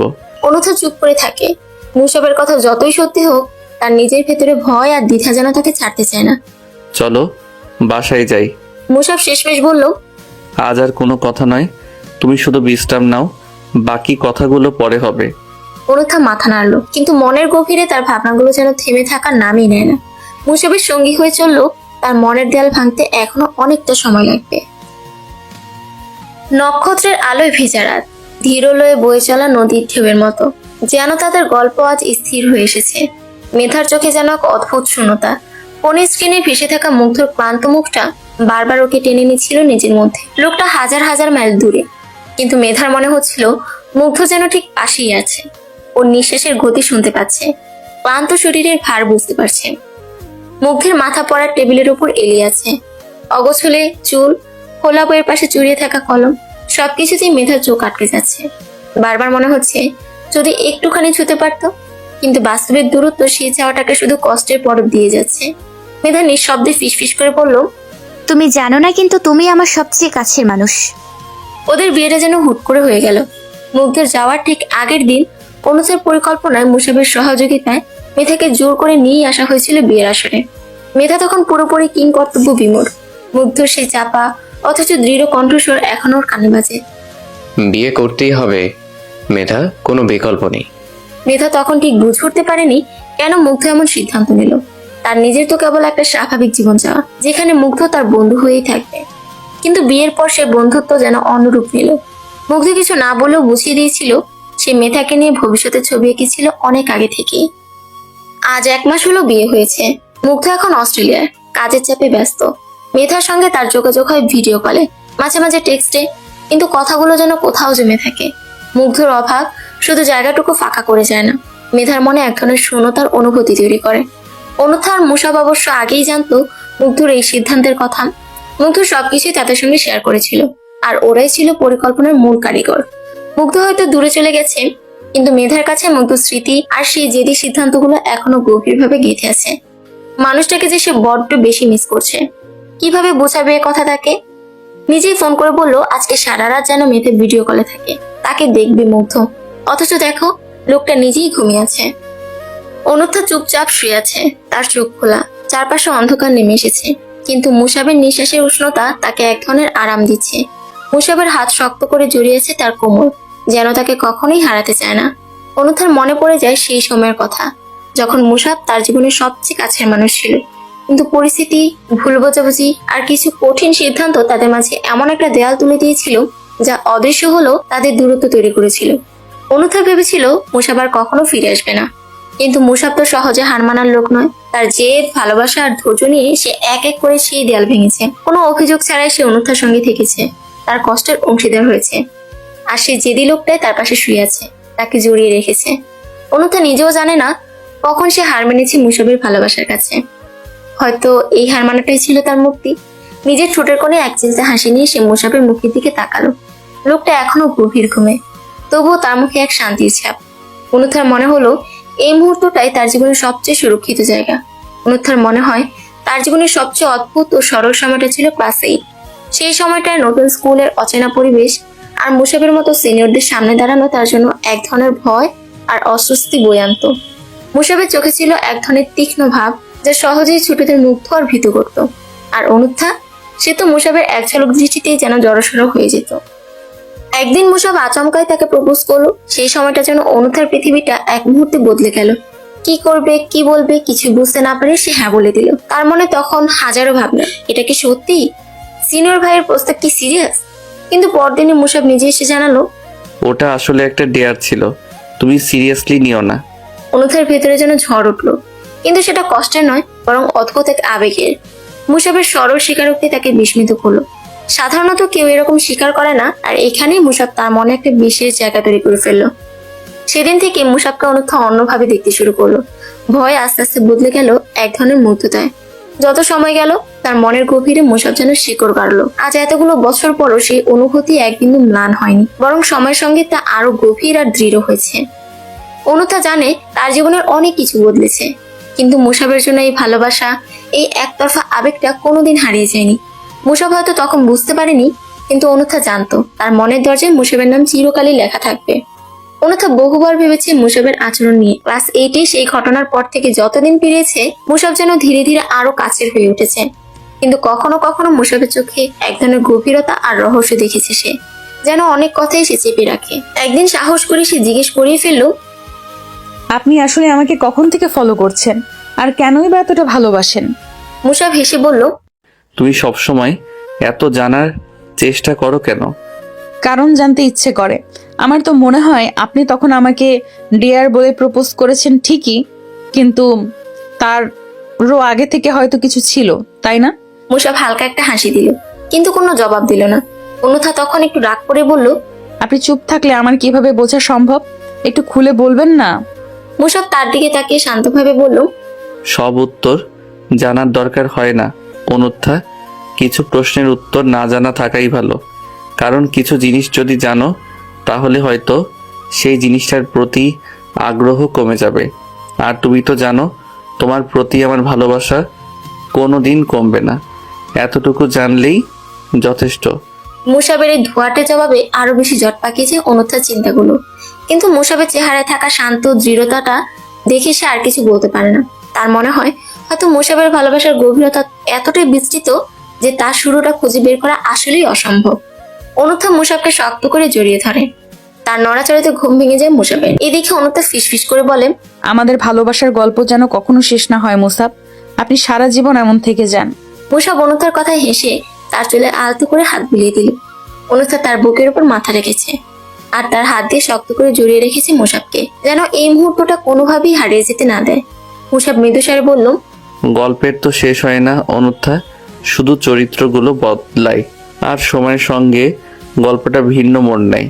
তবে তুমি যদি চাও আমাদের গল্পটা এমনই থাকুক, তাহলে তুমি শুধু আমার হাতটা শক্ত করে ধরে রাখো, আমি কখনোই তোমার থেকে দূরে যাব না। অনুথার চোখে জল জমে আসে।